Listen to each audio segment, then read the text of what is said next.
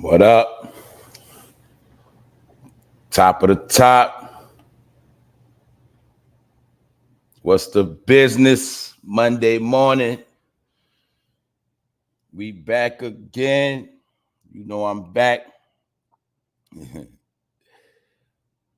I see y'all early once again. I see my family is here. Hopefully everybody had a good day yesterday. Hopefully everybody had a good weekend. For some people, it was cold and raining and all type of stuff. Good morning, Miss Deja. Good morning, Juice. Little Mario. What up, Mario? My boy Alan from the UK. And good morning, Miss Jackie Holman. Yeah, the date always going to say different because my computer set on a different date. And I'm going to be real. I do that on purpose because you got people that are trying to steal your story. So I try to break certain things. If I put it out early, people try to steal my story. That's all I'm saying. Good morning, Jeanette. Good morning, Rondell. We're going to get into this topic today because maybe some of this stuff went over our head. And we're gonna go back into this situation because it's been trending, but we got to look at it. All right. And yeah, we're gonna get into this topic. The topic is gonna be, did Michael Jackson do it? You know, I used to love Michael Jackson. I believe he was innocent when it happened. But now that I'm older, you see, when this first happened, I was a teenager. And we know he's been accused more than once, but now that I'm older and new details have been coming out, we got to look back into this to see if we was getting finessed. And was this stuff really going on right in front of our face the whole time? So Michael Jackson's maid, a maid that was in his house, has come forward with new details. And they saying allegedly these new details will ruin Michael Jackson's reputation. Now, let me say right now, this is alleged information. I'm going to give a disclaimer, and I'm not saying that this is actual facts. This is for educational purposes only and entertainment. So we're going to get into it, and then I want to see what y'all think. You know, I want to see what y'all think. So definitely don't forget to leave a comment after this video. We're going to get into it. We're going, you know what I'm saying? We're going to see if did Michael pull a fast one on us. Was he a slickster? Was he really out here doing what he was accused of? And we're going to get into it because the maid has spoken out and she gives descriptive details. And some of the descriptive details she gives is some of the things we heard before in other situations. So we're going to talk about it. So what's up? I see everybody here. Or should I say y'all the first? What's up, next stars? ABGBK all day. Anybody get it? You should already know that. Tommy D, what's up? All right. We're going to get into it. So I'm still waking up. It's Monday day. I got up 5 and I'm still tired. I can't wake up. I done drunk coffee and everything. I ain't want to wake up. I was sleeping so good. Should I say resting? But we're going to get into it. It's the Fun of Fame Live, episode 169. Did Michael Jackson really do it? That is the question. All right, so without further ado, thanks for pulling up and let's get started. Give me 1 second.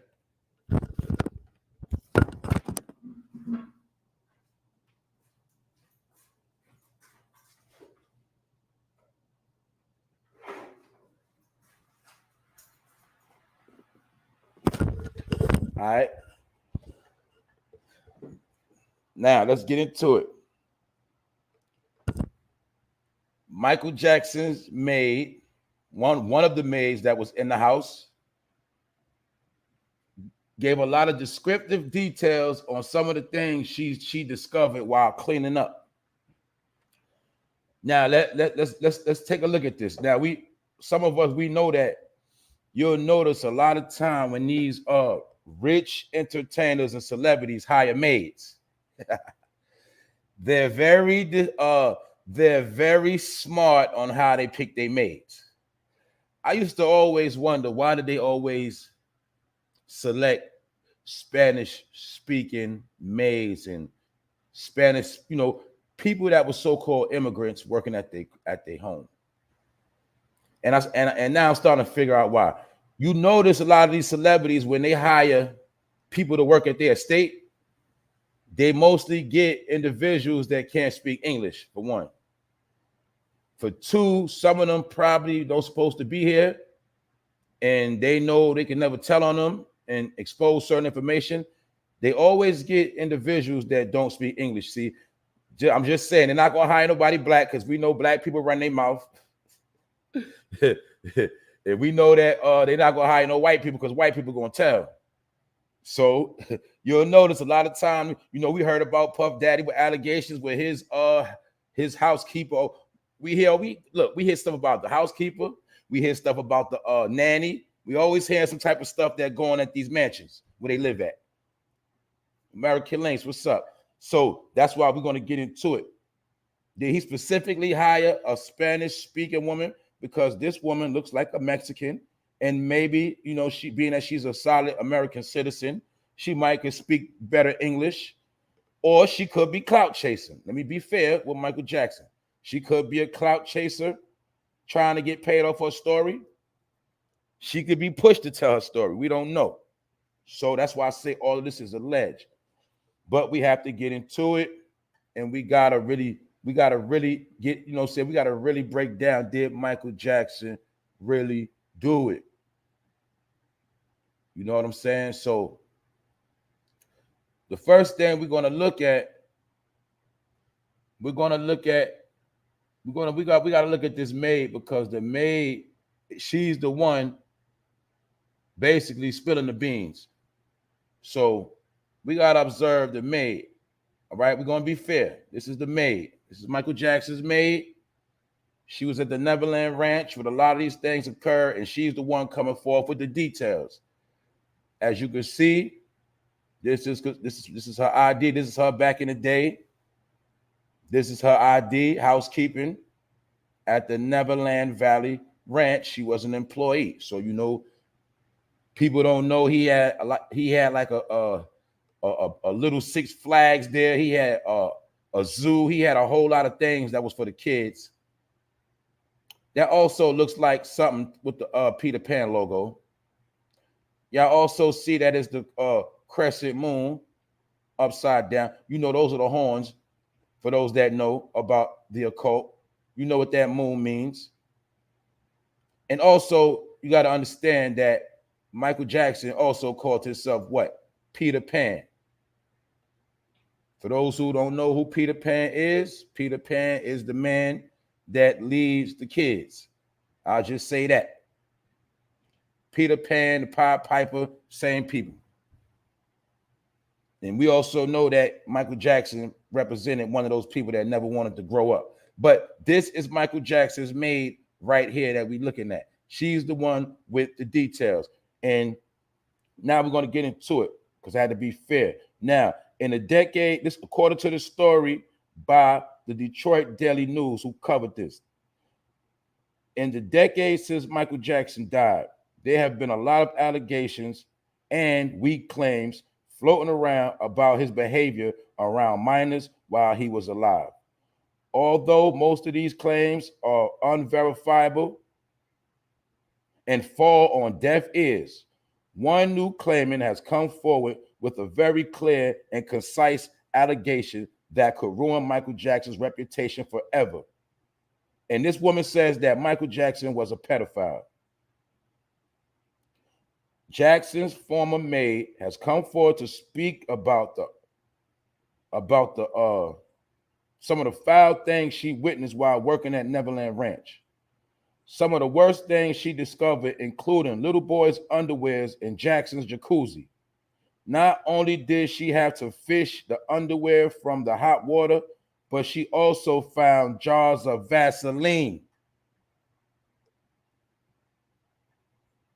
Sounds kind of familiar, right? She found jars of Vaseline in most rooms throughout the ranch. She also claimed that Jackson possessed a secret library of VHS tapes. For those that don't know, VCR tapes. Y'all know about VCRs and VHS. He had a secret library because you got to remember back then, we know it was not no, take a picture with your phone and save it to your phone. Back then, people that had money, even regular people, but most people that had money, they would get their own camcorders, record, and then it would go from they could record it and put it straight in a VCR. Nobody would never know what they was recording. And a lot of people would have their own private library. And not only for, for negativity, people would record their own weddings, people, birthday parties. A lot of families will record their families' memories with camcorders, personal Polaroid pictures, and they would, have their own library stored before you was able to store it in a phone. People kept their own stuff stored. Now, she also claimed that Jackson possessed a secret library of VHS tapes that depicted the late singers engaging in unthinkable acts with minors. Wow. So we're gonna keep going. Now, look, this like I said, this is the nurse. During an interview with Daily Maui TV, a particular individual decided to come clean about what she witnessed during her time cleaning his ranch. Although she never directly witnessed a crime being committed, she's watched Jackson bring boys into his bedroom. She then cleaned up after him and witnessed troubling things. Now, we also got to remember, her conscience could be eating at her right now, too. Being that she was quiet for so long and she's seeing so many things, she might be trying to get herself right, and she could be, trying to get her soul right and giving confessions. We don't know. So that's why we're looking at it. She said there was a lot of Vaseline around Neverland, a lot in Michael's bedroom. She said on camera, I didn't question it because he was my boss, and you just do what you're supposed to do, but I would wonder. McManus, which is her name, witnessed a lot of things happening rather frequently that she would never forget. She remembers seeing jars of Vaseline all over the home. Wow. And they had it all over the main house. She said there was a rose room. It was up there. They had it in the train room, which was kind of like an attic. Because Michael Jackson had a room with trains in it, stuff like that. The little train, model trains. They had that up there. It was in every room. The soldier room. Michael even had portable jars of Vaseline. Sometimes they would find it on the golf carts. The carts that you drive around the land. When people have a big estate, they got to drive around in golf carts. So even in the golf cart, they would find jars of Vaseline, or she said she found it. But she said sometimes they would find it, so that means other people was finding it too. They would find it in the golf carts that Michael Jackson would drive around. All right, now once again, this is her ID right here. She was an employee at Neverland Ranch. This is the jacuzzi in which she said she would find little boy underwears at and Vaseline. Basically, he had Vaseline in many different rooms. That's that, according to her, that's what she's saying.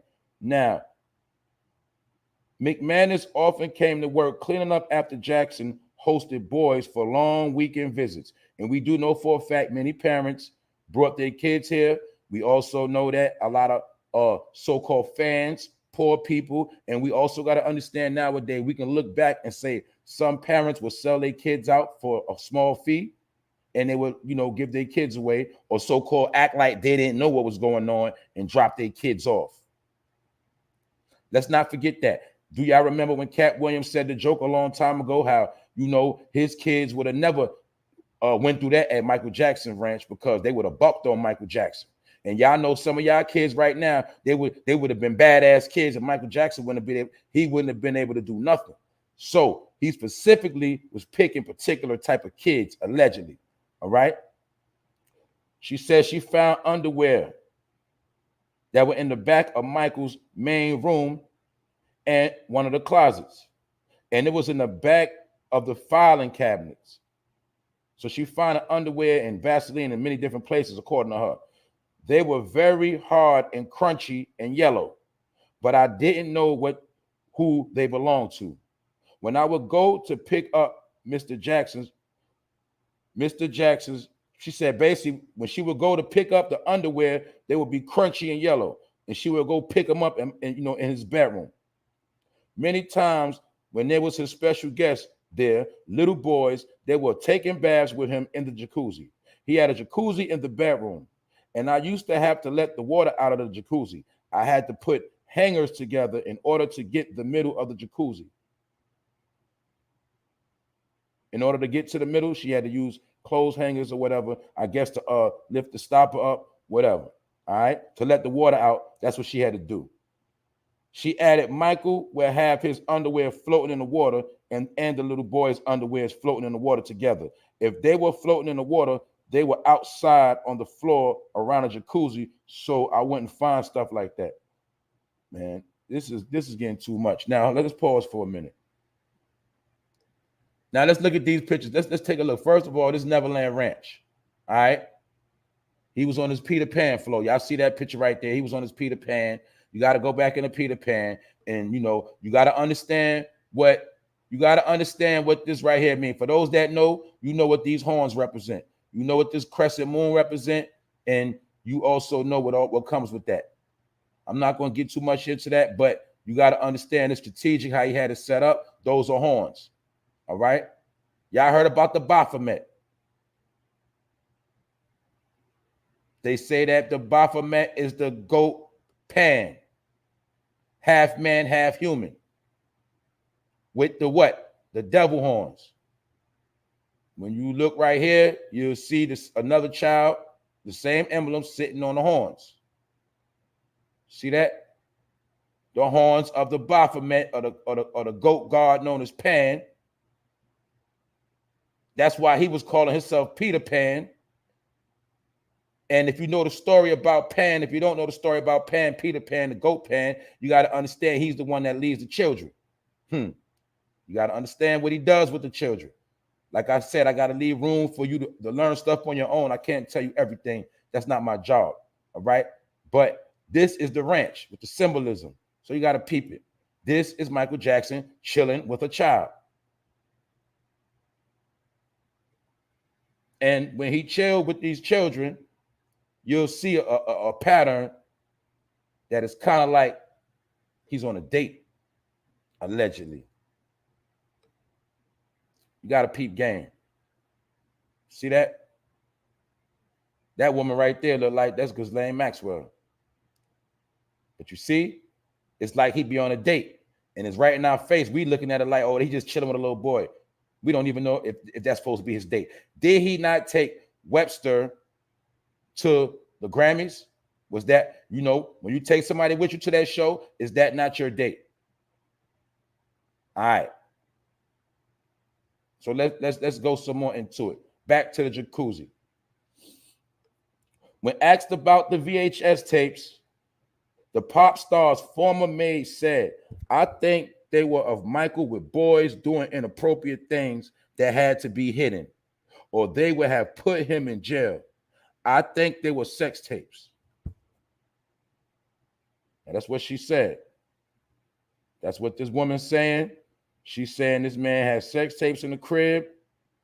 She's saying this man was doing shady things. And they say they got the she found dirty underwear. She found Vaseline all over the place. So let's look at Michael Jackson. That's the day he was being questioned. Does he look shady?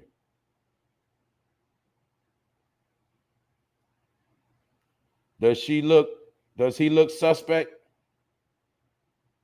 Does he look like he's up to no good?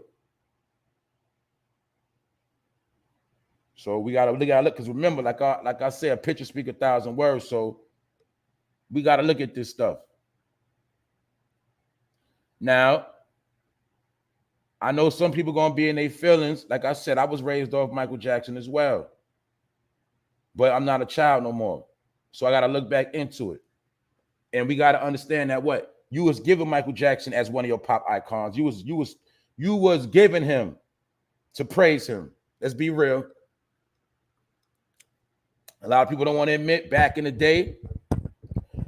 I remember when I was a young boy, I remember older dudes, older teens used to walk around with the Michael Jackson glove.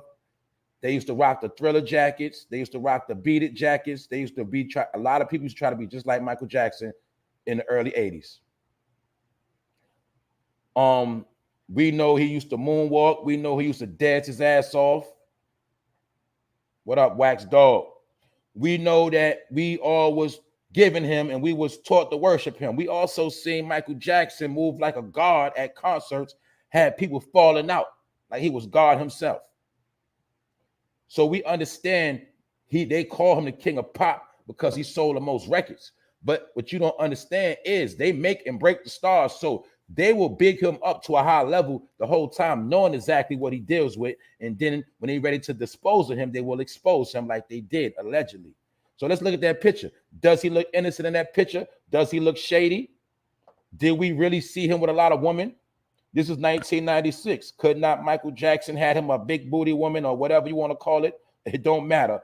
He could have had a black woman, a white woman. He could have had any type of woman he ever wanted. But we got to ask the question, did he really want women? That's the question. Did Michael really want women? Because according to the Maid,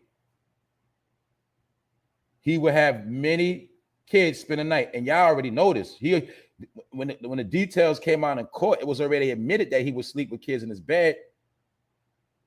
And, he used the slogan, the term, basically, just because he has sleepovers does not mean that he's doing anything with the kids. But the point is, I told you, you have to look into the mentality. Why would you want to have sleepovers with kids? What is going on in your brain? Yes, we heard the story about what? He didn't have a childhood. But guess what? Sometime with these Chesters, that is always their slogan. They didn't have a childhood, which means in their brain, they never grew up. And in their brain, they look at children like they're their peers. We also know that Michael Jackson actually told us, he actually told us many times that he didn't do it. But you got to remember, he was brought up on charges twice, 2 different times. And it will always be the same allegations. Now, like I said, does this not look like one of his dates? Look how that man in the background is looking. With a particular smirk. So that's why I said, was Michael Jackson so slick and crafty and money so right? He did a lot of this right in our face. Now, the woman also made reports of Vaseline being found in many locations, in the swimming pool, or should I say the jacuzzi that he had in his room, in the golf cart, in the train room. We've heard stories of Vaseline laying around in rooms in these type of situations. So the question is his maid lying? Is she pump faking? Or was it because she was scared, didn't want to lose her job, or might have been an immigrant and just wanted to get her money? Is she clout chasing, trying to pop out with a story to destroy him? Is she being pushed? Or is she just a person that had a lot of guilt in her heart and, on her soul, because she know in the back of her mind, she might feel like she know this man was violating children and now she wants to get it off of her chest. These are all the different things we got to look at. Like I said, the woman, you see her ID right here. You see how she looked back then. You see the ID is old. But you got to understand the key things of that symbol, that child. That was the symbol for Neverland Ranch. Now, if he wasn't into children, why would he have this? I understand about Peter Pan, but I already told you Peter Pan is. Peter Pan, the Pied Piper, the same people, they represent the goat god Pan, and Pan is the one that leads the kids, and you gotta know the rest. But you will see, out of all the symbols, the child is sitting on horns. The crescent moon, which represents the horns. Some would say these are the horns of the Baphomet. And if you know about the Baphomet, that is the goat god Pan. Once again, Neverland Ranch symbol right here. We know they dealt with the occult and they speak in signs and symbols. You dig? Neverland Ranch had a clock because this is meant to be seen from up above. And we also know that this man could have lived anywhere and did anything. But this is what he chose to do. He didn't want no females on this estate because we already know, according to what we see, this estate was built to bring children there. That's why he had a lot of rides. He had a zoo, a lot of pets. And, you know, nowadays we would say that MichaelJackson was a weirdo.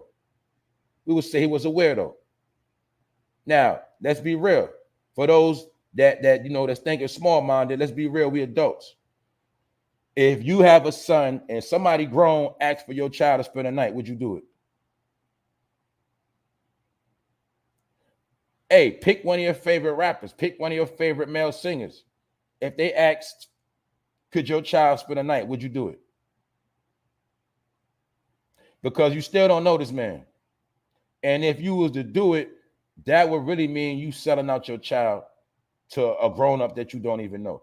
And we just kept hearing the same reports on the same thing. But we're not going to accuse MichaelJackson. We're just going to use some common sense.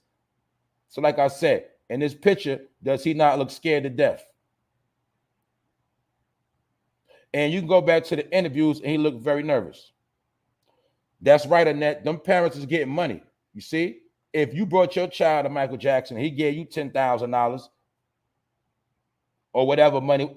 What you look, this the same thing happened with child stars. We didn't know that back then. All of those, look, let's go back in history. All of those child stars was abused. Y'all remember Different Strokes with Arnold and Todd, you know, Todd, you know, Willis. Did not Willis come out and say he was getting abused back then?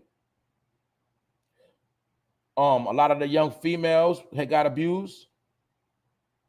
A lot of those Disney stars, did they not come out and say they was abused when they was young? Because a lot of parents were selling out their kids to Hollywood, because a lot of those directors and a lot of the film producers, they were into Chester behavior. And these parents was poor, and a lot of them wanted fame for their children. They would willingly sign their kids over to some of these people. Willingly. It wasn't no, we know, let's be real. None of this was forced. A lot of this was willingly. Parents giving up their kids to MichaelJackson. That's all I'm saying. So we got to understand, we can make up a whole lot of excuses. We all got our personal feelings. Like I said, I grew up on MichaelJackson. I loved him as a child, but now I'm a grown man, and I got to look back into it and listen to what this Maid is saying. You get it? Because this could be really weighing on her heart, and she want to get it off her chest before she leaves the earth. You see, she might want to get it off. But, you know, the Maid does know everything that goes on within these big estates. And sometimes these celebrities do slip up. That's why they specifically get people that don't speak no English. They do that on purpose. Y'all never noticed that? You ain't never try to figure that out? Why they always get, like, you put, this is what I looked at. I said, okay, boom. All right. Let's say the black entertainers, right? I always thought, like, why they don't be trying to help black people, you know, by giving them jobs at the estate? Why they don't try to help, you know? I always thought that. They never really get black maids. They don't get black housekeepers. You know, they don't even get white maids or white housekeepers because we speak English. And like I said earlier, black people, they gossip, they'll tell everything. And we know white people are straight call the police. So a lot of these estates, they specifically get people that don't speak English, and a lot of times they're not supposed to be in the country. Therefore, they never have to worry about them telling. We see the same pattern. We heard about celebrities getting accused by smashing a nanny. We done heard about celebrities getting a nanny pregnant, and just so happened they be from a foreign descent. We heard about people like P. Diddy with allegations with his housekeeper, and you know, she said he sexually harassed her and things like that. We heard it. She just happened to be of a Hispanic background. So my point is, do they specifically handpick the people at their estate? And maybe, you know, Michael Jackson probably would have never thought about in his last day that this woman will be speaking out. But this woman said she would find crusty underwear laying around, and she would find his underwear and the boys' underwear floating around in this jacuzzi right here. This is an actual picture from Michael Jackson's estate. And she said not only that, she found underwear behind file cabinets. Y'all also heard about what? Did we not hear about how Michael Jackson was drinking Jesus juice, what they called it? And he would give this drink to the kids. You got to remember, all these details came out in court. With the Jesus juice. Basically, alcoholic concoctions made for kids to get woozy, and even himself. Think of a rich man with all the money in the world can go anywhere on the planet, deal with any woman, but he always wants you to drop your kids off at his house. Was Neverland Ranch actually like heaven for a pedophile, where a pedophile could just have their way and enjoy themselves? You know, as grown-ups, we have pool parties. This man was having jacuzzi parties, and he was in the jacuzzi with little boys, allegedly. But we don't got to be the smartest rocket scientists in the world. All you got to do is think of his estate, and then just imagine. We know about his estate was set up for kids. You see the symbol right there. We know for a fact he had many different kids spending the night, sleepovers. So all we got to do is look at, why would he keep this same pattern going? We also know a real man, has to have sex with a woman. A man, his Johnson is going to react. So you mean to tell me this man was never infatuated with sleeping with women, or he would never be worried about getting aroused by a woman? He would like to have kids around. And we don't know what that would do to him. We don't know if that he would, it's just common sense that, okay, grown man, kids around, sleeping in beds, in jacuzzis, getting drunk. What does that equal up to? What sense does that make? Period. Let's just look at it like that. What sense does that make of his behavior? And like I said before, if he wouldn't put himself in a situation, none of these allegations would be on him. But we see specifically by the emblem on his lawn, the sign of Peter Pan. This is Michael Jackson's sign of Neverland. Peter Pan was the Pied Piper that led the kids into the woods, led the kids behind him hand and foot. Hand and foot. Hand and foot. See the hand? Peter Pan is leading a child. Right in your face. Is that not how they walk with their date? Is that not how they walk with their date on a red carpet? And we also see here the same pattern of little boys. The little boy from Home Alone, was it not alleged that he was down with Michael Jackson, even though he came out because he don't want to spill his own beans? Was he not down with him? When he became a star, Michael Jackson had him under the wing. Little Webster, Michael Jackson had him under the wing when he was a star.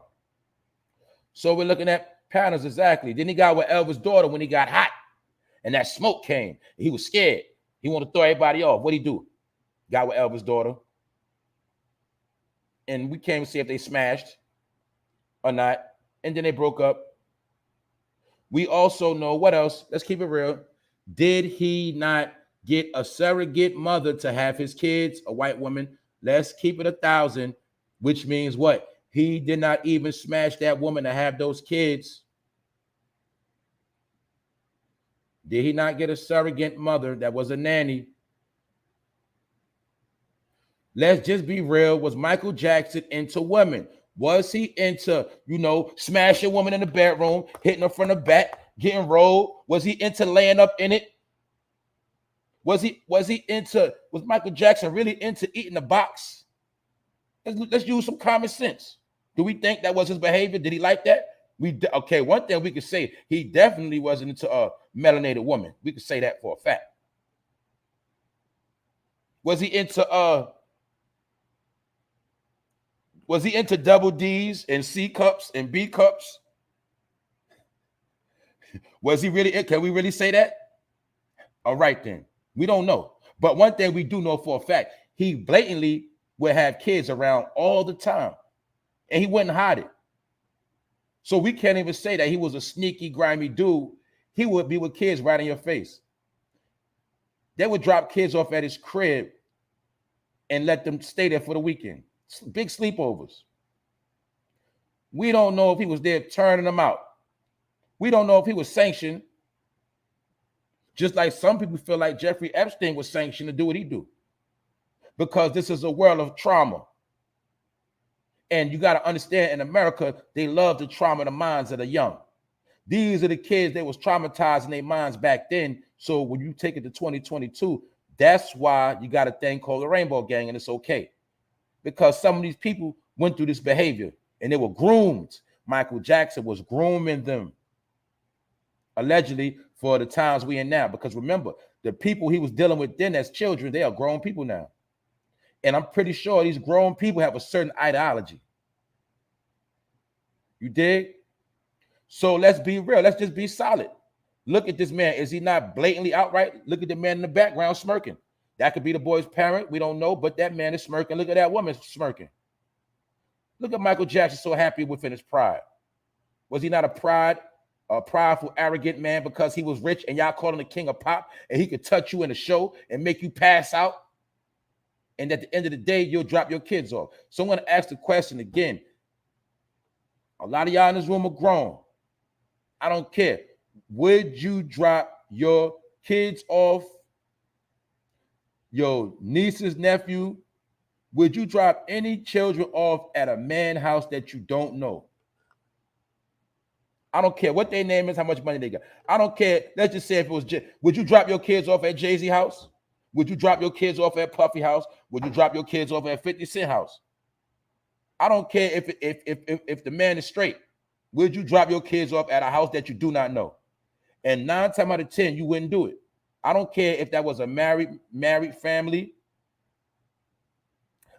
That's like alleged. Let's just say, would you drop your kids off at Jay-Z house knowing Beyonce and Blue Ivy and them there? Would you do it? I'm pretty sure you probably wouldn't, but some of y'all probably would sell out. My point is this.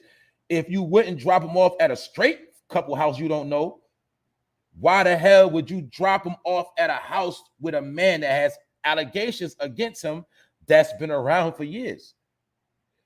Let's also look at his childhood. We know that Michael Jackson, he didn't have a childhood. Little did y'all know that I saw reports years ago and I studied it about how really Joe Jackson had all of his kids in the MK Ultra mind control program. And you got to understand, when they deal with the MK Ultra program, the main thing they apply is trauma. I spoke about this yesterday. When you put a certain amount of pain on a particular person, for no reason, you just put pain on them. And eventually you can have your way with that person and they'll do whatever you say. That's why you seen what? Didn't even his wife act like she ain't know nothing? Did she not turn her head? And she never stood up for her children? Did she not act like she didn't know what was going on? Did we not talk about yesterday how the mother nature is, the mother earth is the protector? She is the provider, the nurturer. Can we really say that Michael Jackson's mother nurtured those kids? Or did she just look the other way because Joe had a plan for them kids? We're going to get rich off these kids. You got to remember, they was dirt poor. If you don't know, Google Michael Jackson house. Google the Jackson's first house. Common sense will show you how small that house was, how many kids they had, and they had to come up and get paid. You also have to remember that, if I'm not mistaken, Joe was in the military before. You got to understand, he was using military tactics on his own kids to break them. That's why to this day they're still broke. And he used them all to be stars, to get rich off all of them. Did we not see Penny in Good Times when she was young? Did not Penny in Good Times sometimes used to play grown, chasing JJ? I told you, look, every Saturday, Good Times come on TV1. And when I was watching it recently, like I said, because I'm grown and I know better, you got to remember, they will always portray Penny as being fresh with JJ. Penny was a little girl that had a crush on a grown man, JJ. And she would always flirt with JJ. They was promoting this stuff right in your face, but we ain't peeping because we were stupid. And we was young. Penny used to flirt with JJ all the time. When you look at it now, you'll see that Penny was portraying a grown, fast little young girl. But who let Penny play that role? Joe Jackson. He let Janet Jackson play that role because he wanted to get paid. And he didn't care if his daughter was playing a fast little young girl. Because when you look at it now, Penny was a fast young girl. Who remember the episode where Penny got caught stealing? Penny was a thief. Penny represented a bad little girl in Good Times. And Joe Jackson was cool with that because he was pimping his kids. That's why you hear them say they ain't had no childhood. Because he was pimping them, breaking them, making them perform, dance, beating their ass. And guess what? We also heard about how Joe Jackson would drop Michael off, leave him with those executive men. When he was young, he was around a lot of rich executives. We got to remember, he was a childhood star. Michael Jackson did start out as an innocent boy. But that's why I told y'all, when you get violated as a child, your manhood gets taken. They take your manhood from you when you're young. So when you get older, you'll never be a man and you'll always be a child in the brain. That's why people like Michael Jackson never grew up. He didn't grow up because when your manhood is taken, you don't know how to grow up and you can't grow up because your manhood is gone. So you'll forever be a child or have the mind of a child. And then his mind, Michael Jackson thought he was doing nothing wrong. He thought he was playing amongst his peers because his brain was like that of a child. Only time Michael Jackson was grown was when he was singing on that stage and blowing. Was not Michael Jackson also known for what? For gripping his crotch. Now, I'm going to tell you this. For those who don't think and use common sense, if a man pulled up on you right now and grabbed his crotch, what would you say? If a man, let's think about it, mothers, fathers, say you're in a supermarket, a parking lot, anywhere, and a man come up to you and grab his crotch and say, he, what you going to say? You ain't going to say that man weird? You ain't going to say that man trying to be funny in front of your child? That's common sense. God gave you common sense, but you was taught to be stupid. I don't care where you at. If a man pulled up on you and grabbed his crotch, what would you say? You gonna say, oh, that's cool. Oh, when Michael Jackson did it, it was cool. See? But you were trained to accept a man grabbing his crotch, knowing that what? Kids was watching him. See? Use common sense. But we're gonna look at how you can have eyes and still can't see. I bet you none of y'all would let a man pull up on you. Say, how you doing, mister? How you doing, sir? I see you got your son with you, and he grab his crotch. And say, he. What you gonna do? You gonna swing on that man. Same thing, a female. You walking around with your daughter, your little son, you know, y'all in the mall, whatever, you want to be shopping, whatever, don't matter. And a man walk up to you and grab his crotch, what you gonna say? Oh, it's cool, he just playing around. No, you know that's a nasty gesture. But we was taught that it was cool. He always grabbed his crotch on purpose, the same way LL Cool J always licked his lips. Did not LL Cool J have allegations of him being a weirdo too? My point is Michael Jackson always grabbed his crotch. And that's considered a nasty dude. But my point is, I told you, y'all call them the Illuminati. Yeah, they're Illuminati when it comes to oath and the things they know, but they really don't do too much in secret. They do everything right in your face. They just know you sleep. Child date right here. Child date right here. Look how the grown-ups are looking at him. Oh, look at Michael Jackson walking with that little young boy. See that? And the young boy got on his jacket and hat. He got him dressed like him. And he's smiling his ass off. But when we see Michael Jackson right here, he looks stressed out. Like, oh shit, they about to get me. They're gonna get me. See that? But what they was doing, all of that was a ritual. You got to understand something, man. You got to understand signs and symbols. See, it wasn't about if Michael Jackson was guilty or not. They wanted to put this in the world to promote pedophilia at the time. And also it was a symbol to the Chesters that you can have your way with children and get away. You can get away with it. And it also was to torment the children that might have been touched at that time, and then Chester got away with it. This was a promotional tool.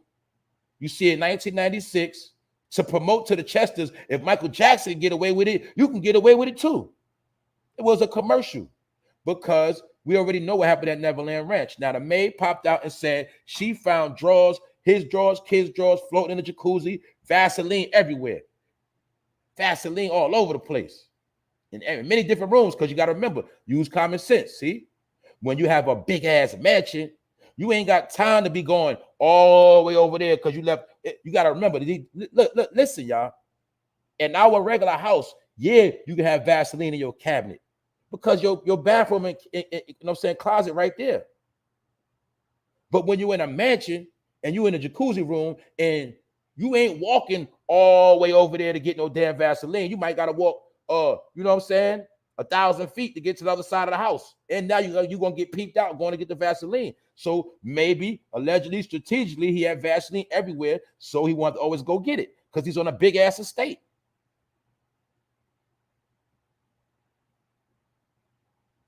And maybe he was at this estate just having his way with them kids, having a ball. And his parents would drop him off. You see that? You got to use common sense now. Once again, for those that pulled up, this is the Maid's ID. And we got to ask the question, out of all the symbols, why did Michael Jackson use a child?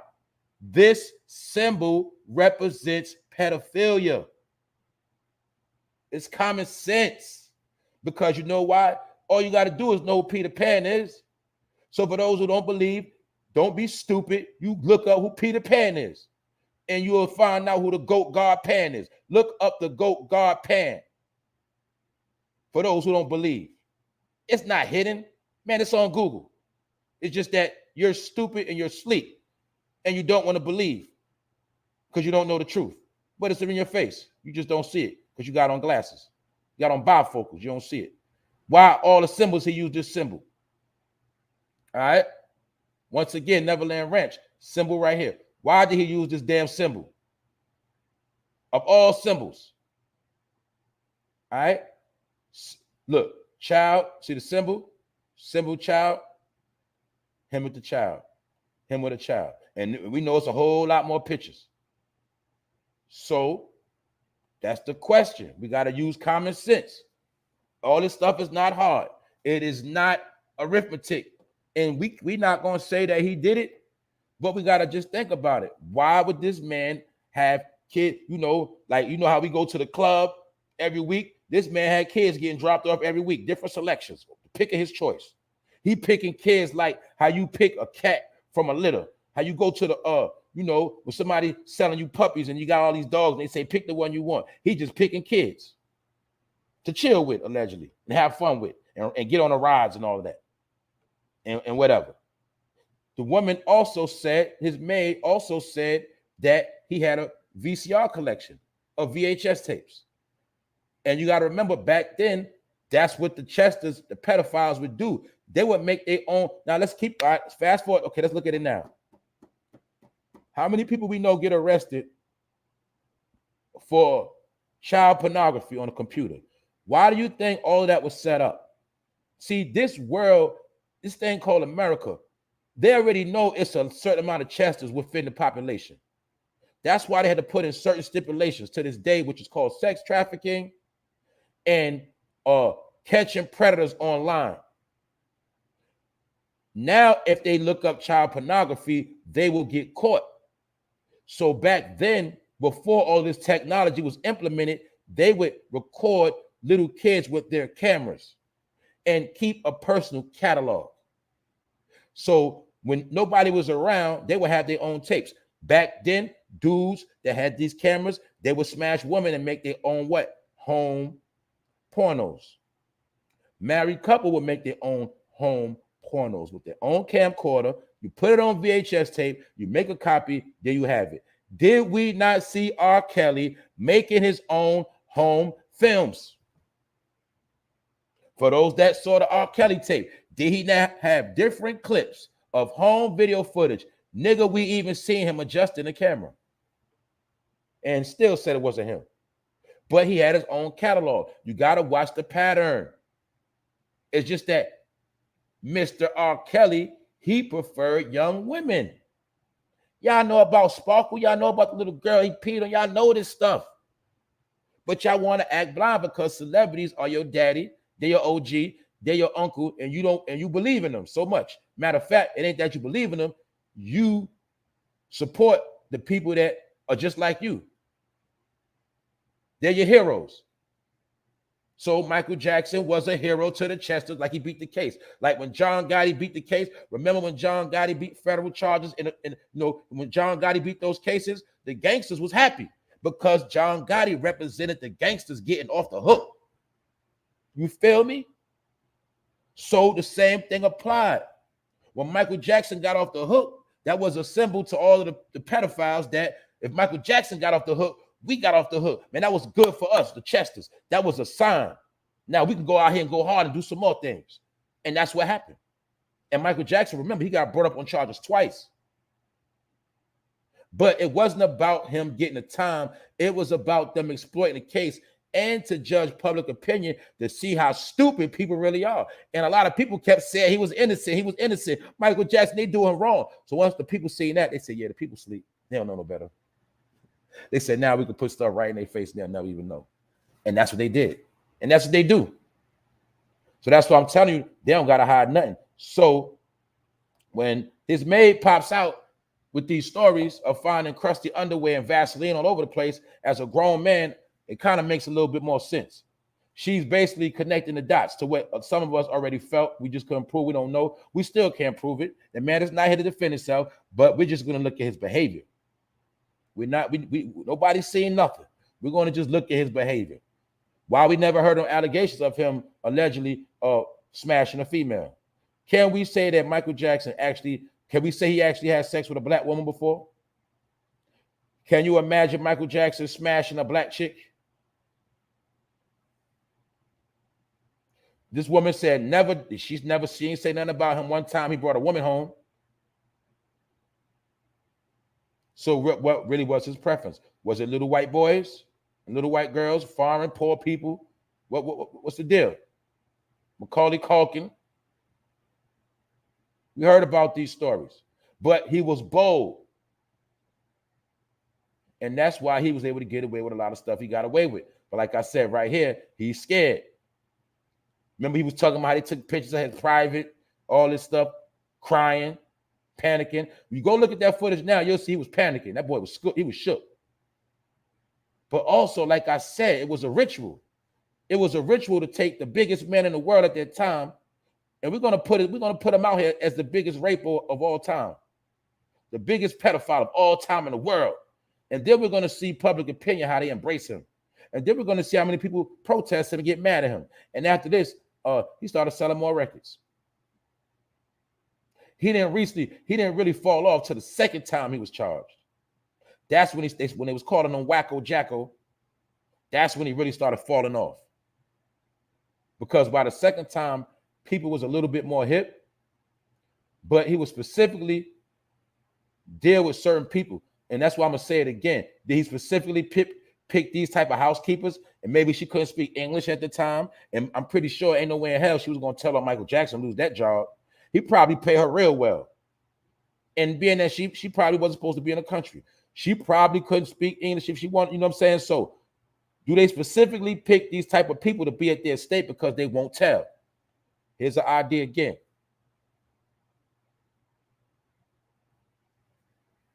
And this woman said they found Vaseline in the choo-choo train room where they play with cars.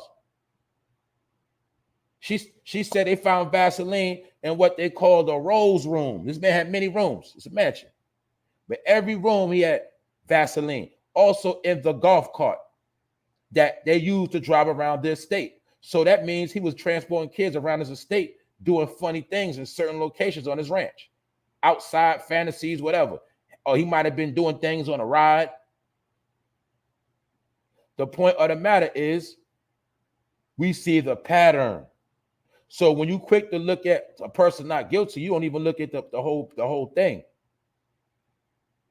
So let's look at it. All right. Did Michael Jackson have the tendencies of a Chester, and was that his preference? And I told y'all was all raised on him, just like me. I used to love Michael Jackson growing up. When this happened, I was a teenager.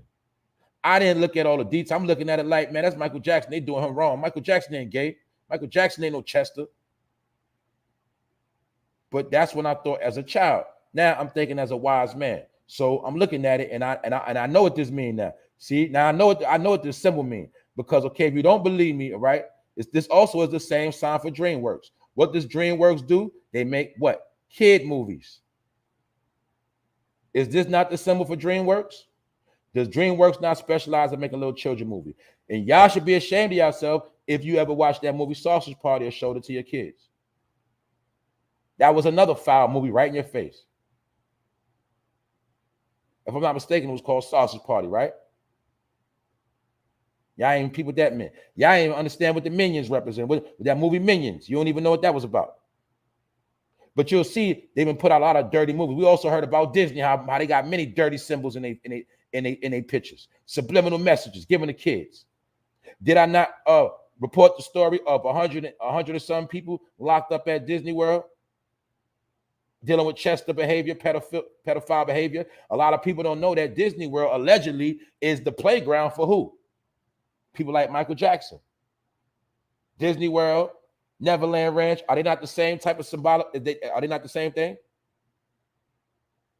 You don't understand that it's weirdos that go to Disney World by themselves just to walk around and look at kids. Y'all don't understand that.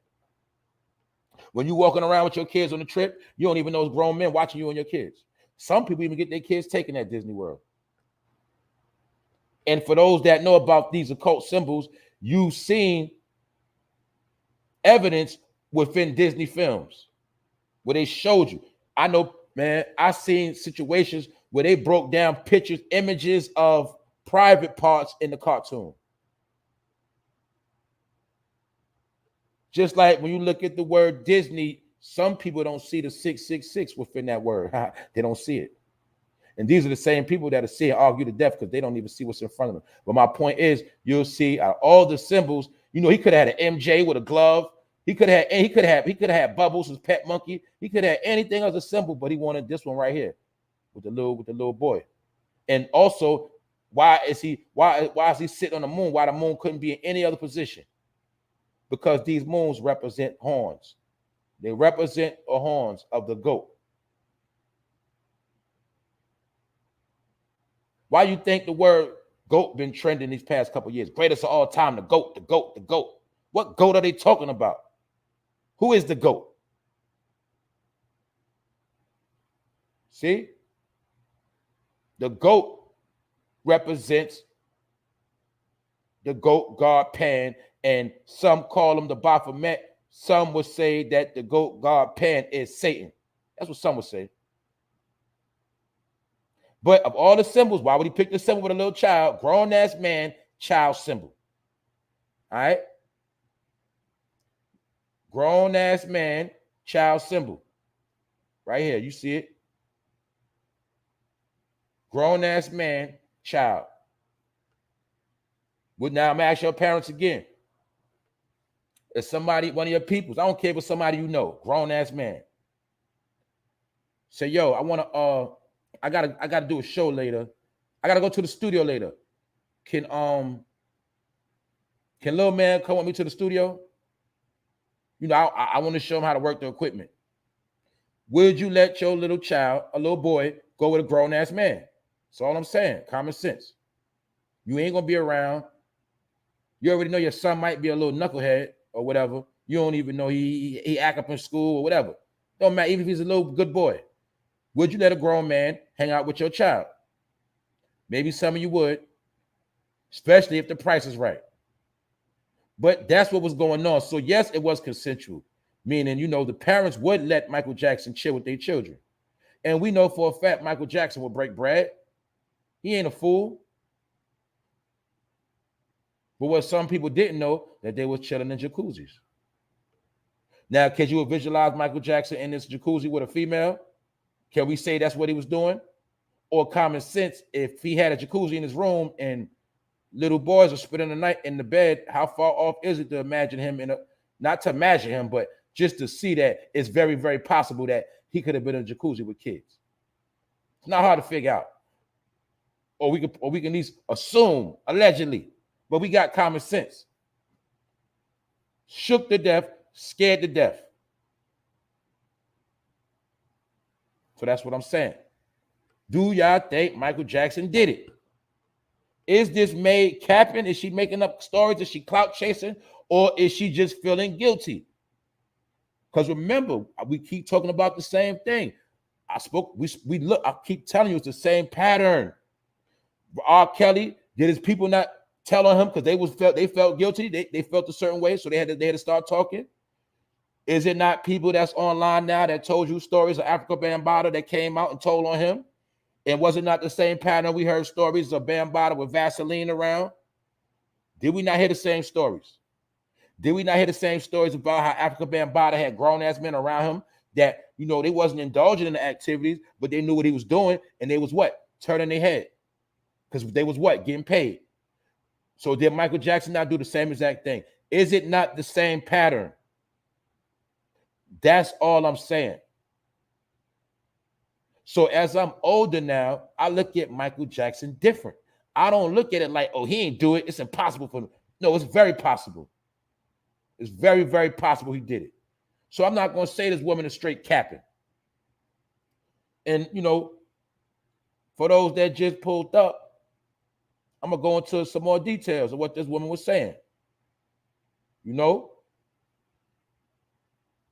And, you know, they say for years, the woman, Adrienne McManus, served the King of Pop as his maid at the Neverland Ranch. She said that she has no doubt that Jackson had an attraction to little boys and acted upon his impulses. Does this not show attraction to little boys? Look at that smile. Man, that's how you smile when you with a chick you ready to smash that night. You already know what y'all gonna do when y'all get home. You ready, you feeling good. You got your pretty date with you. Does he not look like that in his picture? He had an attraction, she said. You see? Attraction. That man happy. He not even looking with a serious face, and he's holding hands. What does holding hands mean? That's not his child. And guess what, parents? You're grown. We're going to use some more common sense. Look, all you parents, when your child is that age, we know for a fact that little boy we're going to get this little boy 10, 11, 12. They actually got him looking like a young man. Or no, they don't. Okay, look at that man in the background. What he got on? A dress shirt, sweater. What that little boy got on? Dress shirt, sweater. That young boy is dressed like that grown man. That's what they was wearing back then. You know, with the Cosby sweaters, the polo sweaters, all that, the Tommy sweaters. That's what was in style back then. That's how people dress. So you see that child dressed just like that grown man. But I'm going to ask you again, parents, do you walk around holding your child hand and they're 12, 11, 10 years old?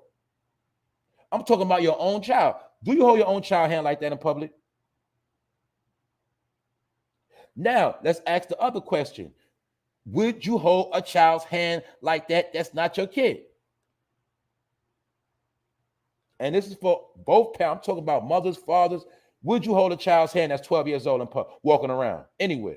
And not even saying you doing nothing nasty, not saying nothing foul. Would you hold a child hand at 12 years old?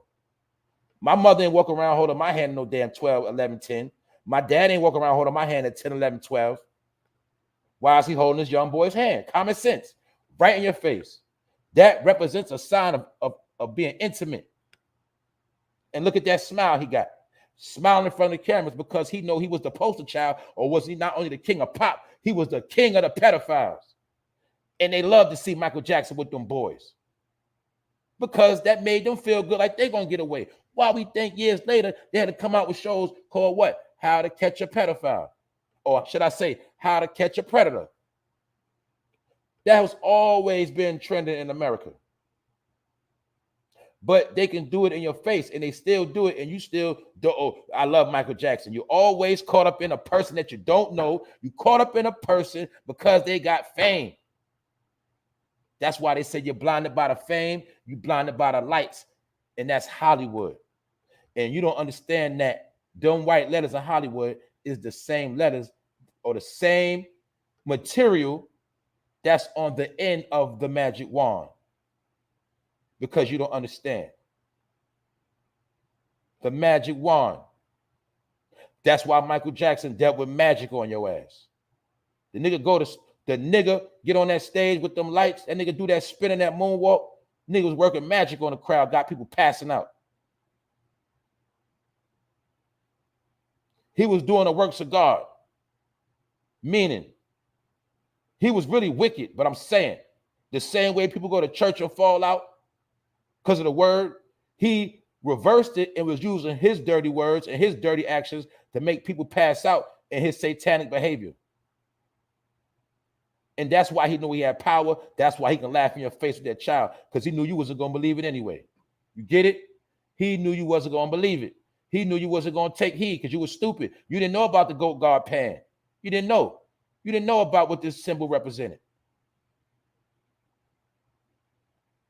Just like people don't know what's that organization that's around that promotes NAMBLA, something like that, that promotes men and boys coming together. I'm not going to get too much into that.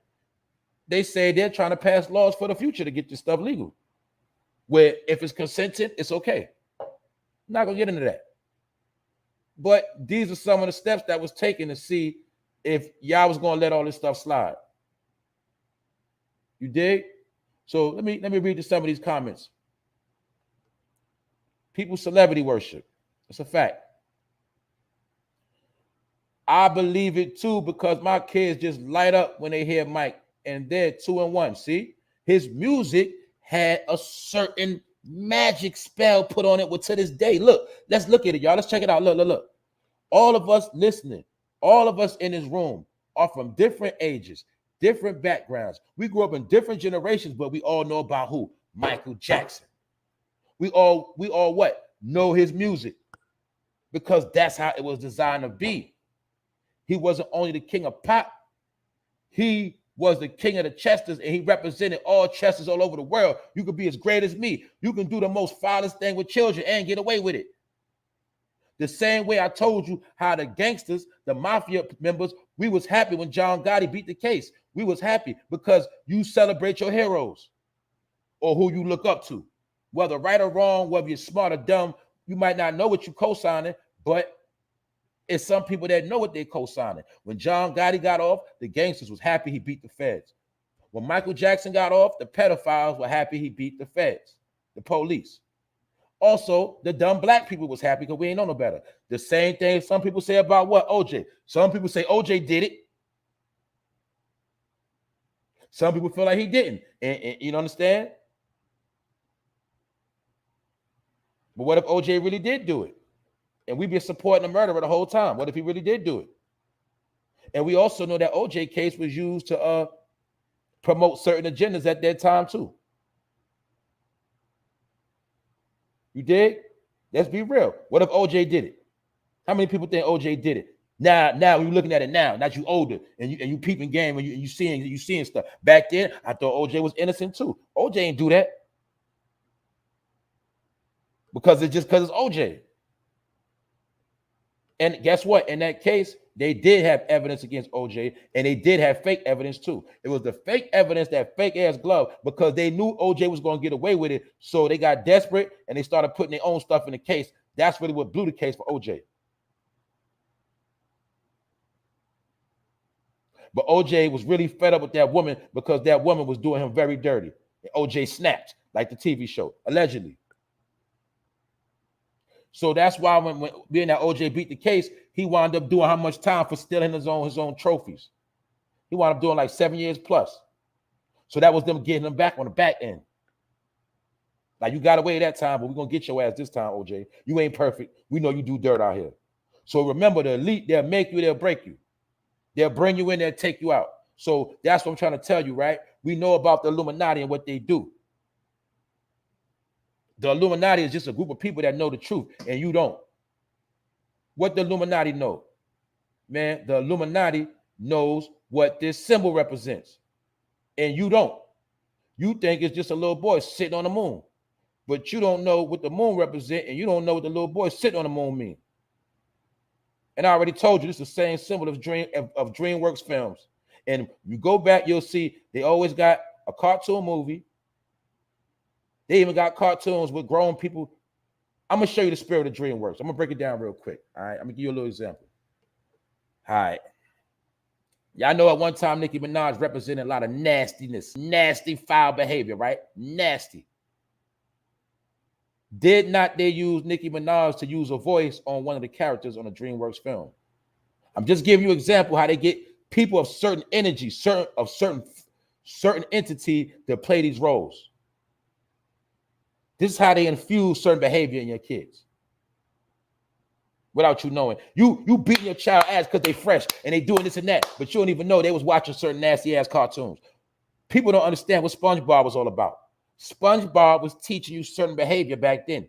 SpongeBob SquarePants was doing suspect things. Him and Patrick and them was doing funny business. SpongeBob was a weirdo. And a lot of people that watch SpongeBob grew up to be weirdos. But you didn't understand why some of your children was being fresh, but you didn't understand the cartoons they was watching was being fresh and it was going inside their head. Same way when you was young, then you always see Minnie and Mickey Mouse chasing each other. You know, you seen different things. How they always have a cartoon character of a female, she be all fresh, switching. They'll have a cartoon character lusting, chasing another female character. They put this in the cartoons because that was increasing the behavior of your children. How to teach your children about sex early, you put it in a cartoon. And you think of your child fresh and you whipping their ass, but you ain't even understand. You the one that had them keep watching that damn movie over and over and over and over again. You had them in that room watching that same cartoon. I know how bad it was of growing up back then. You know, people put their kids in that room, put a VCR tape in a cartoon, play that same cartoon all fucking day. Had that child watching that cartoon. Whole time, you ain't even knowing all the foul behavior they're getting right off the cartoons. Subliminal messages.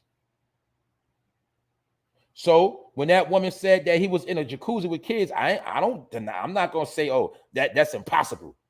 It's very possible. And she said she found little boys' underwear floating around. She also said she found crusty underwear laying around in different places with yellow stains and stuff like that. And she didn't say nothing because, you know, that's the king of pop. She felt like it was none of her business. She didn't want to lose her job. Michael Jackson could have been paying that woman $100 an hour, and that was a whole lot back then. It's a whole lot now.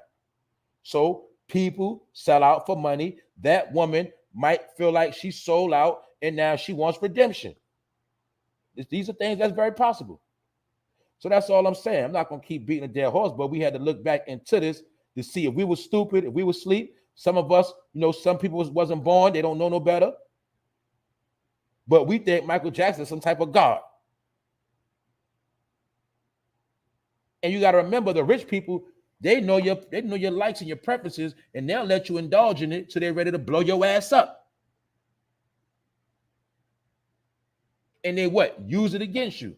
Because they know your fantasies. They know all your what? All your dark secrets. That entertainer right there, he loves to sniff cocaine. That one right there, he likes men. That woman over there, she likes women. And you got some women that like little girls too, so don't get it twisted. You got some, or them people, that married couple right there, they like to have orgies and do drugs. Did we not hear about certain couples? Did we not hear stories about T.I. and Tiny too? Did we not hear? All right then. Not saying it's true, but you always hear these stories in particular situations. And then in some celebrities, guess what? Their name never come up in nothing. Sometimes these are the ones that fly straight. Sometimes they're the ones that get blackballed because they ain't got no dirt on them, and they don't want to comply with the program. Cat Williams told us about the secret rooms. Cat Williams told you. Remember a long time ago, he said F Michael Jackson. People got mad at Cat Williams. And Cat Williams went into the science of if my kids would have been at Neverland Ranch, basically he said my little boy so bad, he would have fucked Michael Jackson up. Just like some of your kids right now, if Michael Jackson would have tried that on them, you know what I'm saying, when their little kids would have, you know what I'm saying, they would have popped off on Michael Jackson. They wouldn't have went for that. Because we know some kids are smart. But he would pick certain particular kids. So, like I said, I'm not going to beat a dead horse, but is this not Michael Jackson on a date? Is he not proud? Is he not proud? When he caught, look at his face. Shook.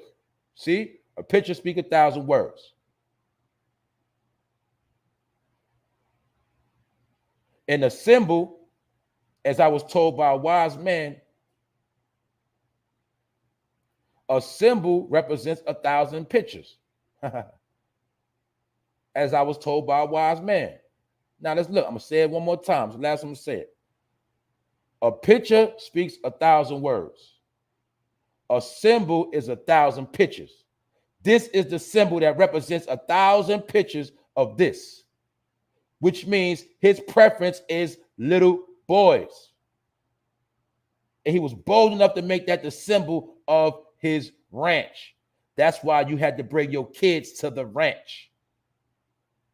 And we heard about the Jesus juice that he was passing around, getting the kids woozy. And this woman said that he had a whole lot of Vaseline laying all over the estate. Woman right here, woman right here. This is her ID. This is how she looked back in the day. This is how she looked now. So is she capping? Is she lying? Is she clout chasing? Or is she telling the truth and want to get it off her chest because she don't want to go to her grave knowing that Michael Jackson did a lot of horrible things, allegedly? That's the question. So once again, I'm going to go through the chat. This was something like a special episode today because the news broke and I thought about it to myself. I need to go into this because I got tricked. I got fooled. I feel like I got played. But not only that, all we got to do is connect the dots now because we know that Joe Jackson was into what? Breaking his kids. He abused them. They all said they didn't have a childhood.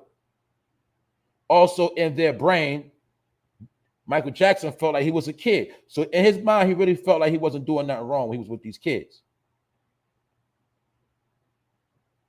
And he was doing what was done to him because they say what? Hurt people hurt people. And they said that Joe Jackson used to drop Michael Jackson off with the rich executives. You know, after they would have their meetings, he might get a record deal. Michael Jackson would have sleepover with the executives. Joe Jackson would sell out Michael and let them have their way with his son. The same way I broke down earlier, he let his daughter Janet Jackson be on Good Times playing Penny, a fast young girl, lusting off JJ and stealing and lying. Because Joe Jackson was with the smoke. They say Joe Jackson had his kids in an MK Ultra mind control program while you think he had power over his kids till the day he died. Why you think they were grown and still scared of their father? Because he had already broke them so fucking bad. It's called your handler. Why you think when Chesters get abused, when Chesters abuse little kids, when they get older, they still cannot confront their who? Their handler. Who's the handler? The one that broke them. The same way a pimp break a female, that female can never challenge her pimp. And when she see her pimp, even when she's older, she's going to be scared. She's going to run because he knows the code that broke her. You heard about the saying, that's the last straw that broke the camel's back. Well, some people broke their kids so heavy. I'm going to say Joe Jackson broke his kids so well that they still feared him as adults because he had his kids in MK Ultra program. And my point is, you're going to see the same thing happen again and again and again. They never want to confront the accuser. They always do not want to see no harm happen to the one that did this foul stuff to them. Broke their ass in. You see? This is psychiatric evaluation, and I'm not a doctor. I got what's called common sense. Who gave you common sense? The Most High. So those who don't see, you will forever be sleeping until the day you in the ground. Those who can see, you see it for a fact. It's no need to argue. The days of arguing and debating are over with. Either you see or you don't. So if Michael Jackson was broke as a child by his dad beating his ass and then making him sit down with rich white executives, and they probably was playing around with him, hotels. You got to remember when the Jackson 5 was going on tour, there was at hotels. Who was they in custody of? Barry Gordy. We don't know if Barry Gordy was suspect. We don't know. But we know the kids will be on the road and they will be what? In hotels. Who was watching these kids? Adults. And then what? Did not Michael Jackson Thriller album first get produced by who? Come on, smart people. Michael Jackson Thriller was produced by who? Quincy Jones. Michael Jackson's biggest album to this date was produced by Quincy Jones. What is Quincy Jones accused of? Funny behavior, right? Did Tupac not say that Quincy Jones was talking suspect to him? Allegedly. Did Tupac not say allegedly that Quincy Jones wanted him to, put in work on him? Huh? And did we not see Quincy? Did Quincy Jones not offer his wife to him? Y'all don't understand that science neither. That's ancient science of wicketry. The man will offer you his wife, but in return, you have to give that man your manhood. You see? I'm going to give you my wife, but you got to do something with me. Now you understand why the father has to approve of the marriage and the father has to pay for it, but the father also have to what? Give you his wife, and in return, you got to give him your manhood. Ritualistic behavior.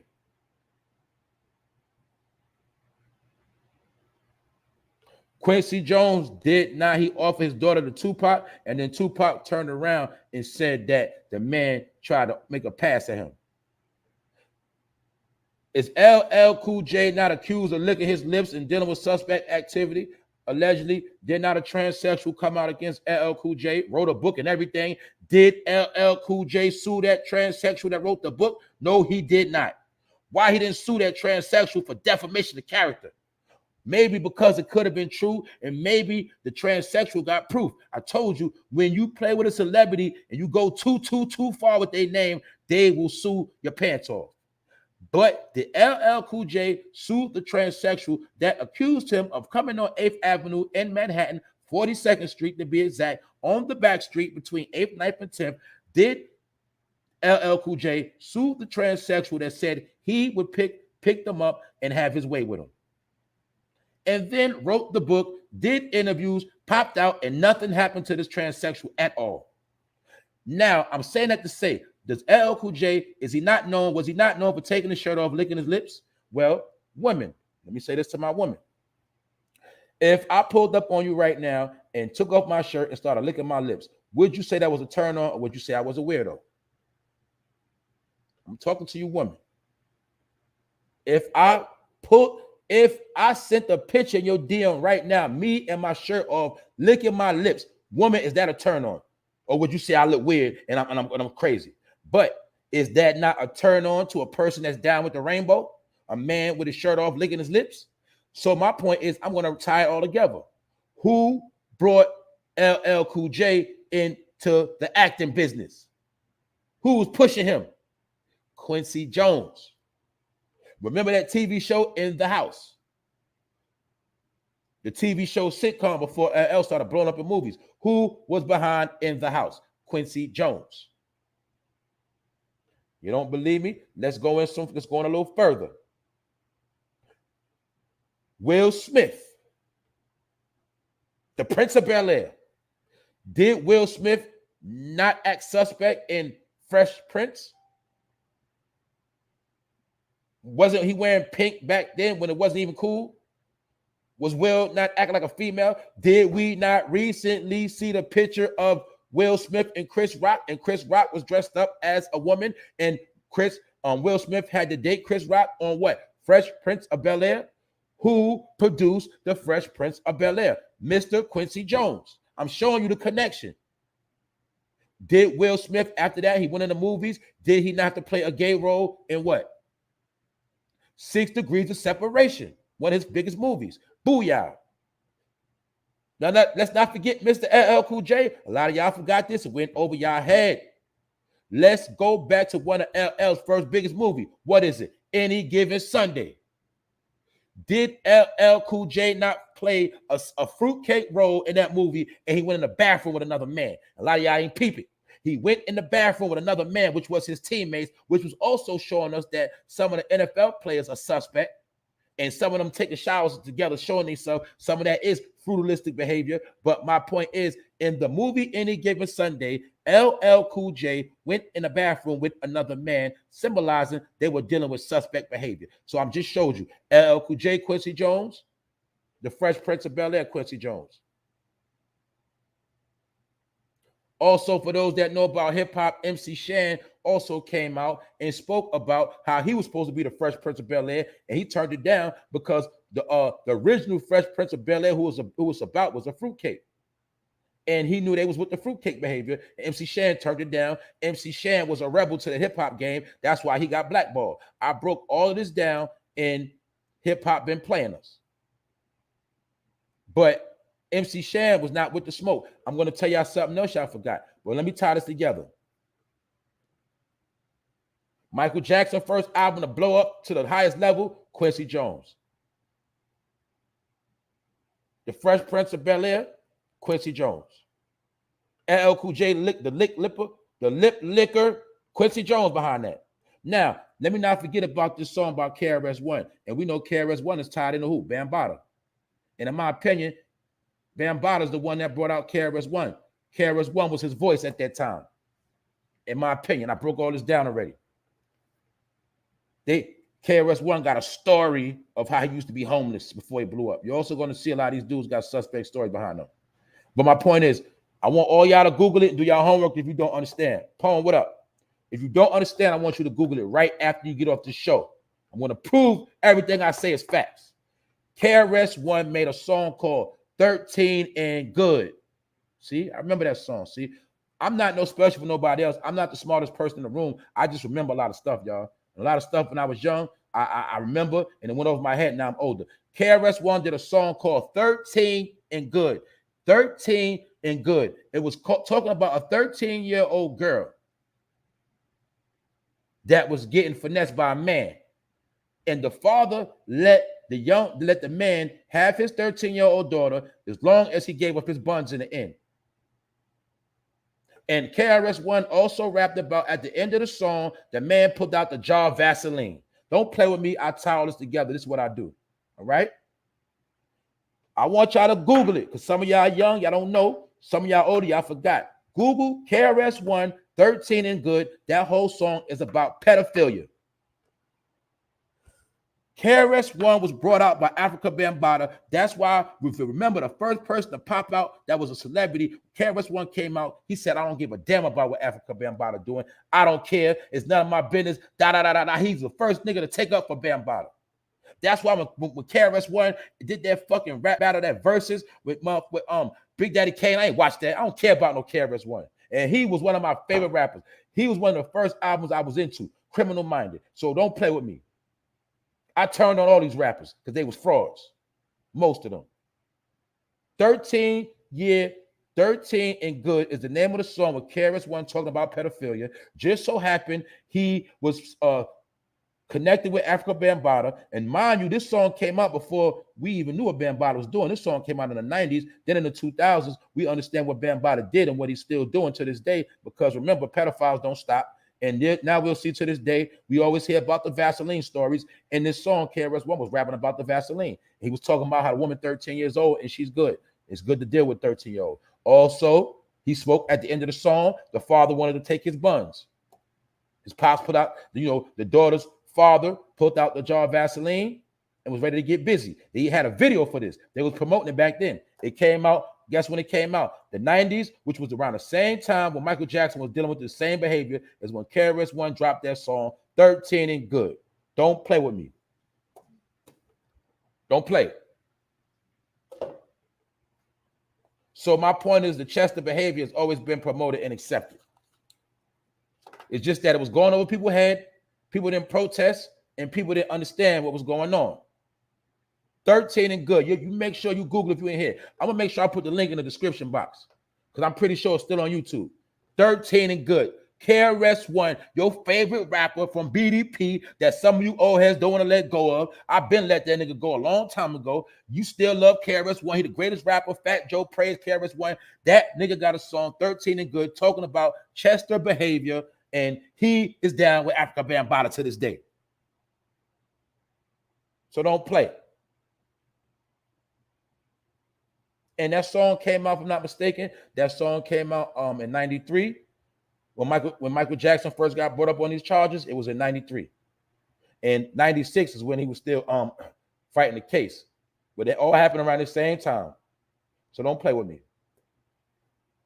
Don't play. All this is around the same time. So that's why you see Michael Jackson look super guilty right here. Does he look innocent in that picture? A picture speaks 1,000 words, and a symbol speaks 1,000 pictures. Does he look innocent right here? Michael Jackson, happy. Happy. I'm finessing them. I'm finessing their ass. Look, happy. Chilling with the child. That's his date. Michael Jackson, scared to death. See that? This one they had to shake his ass up. Michael Jackson, biggest album, Thriller, Quincy Jones. Will Smith, the Fresh Prince of Bel-Air, Quincy Jones. LL Cool J, the shirt off, licking his lips, Quincy Jones. Then Tupac told you Quincy Jones tried to come at him. He wasn't with the smoke. Next thing you know, he put him out the bag. Next thing you know, weeks later, Tupac died. Or should I say months after? Really, Tupac ain't died till he started dealing with Quincy Jones' daughter. It was all around that time. When Tupac came out with that story, Thug Life is Dead, what cover was it on? Vibe magazine. Who controlled the Vibe magazine? Quincy Jones. Quincy Jones, I don't want no problems. I'm just telling you, hey, this what you did is public information. Don't get mad at me, Quincy. You know what I'm saying? Because that man, he is the elite. He is the godfather. And if you notice, every other celebrity died, Quincy Jones' ass still around. That man been around since Harlem was playing jazz. He got on in Harlem playing jazz. Quincy Jones was around from a young boy. And that man is still around.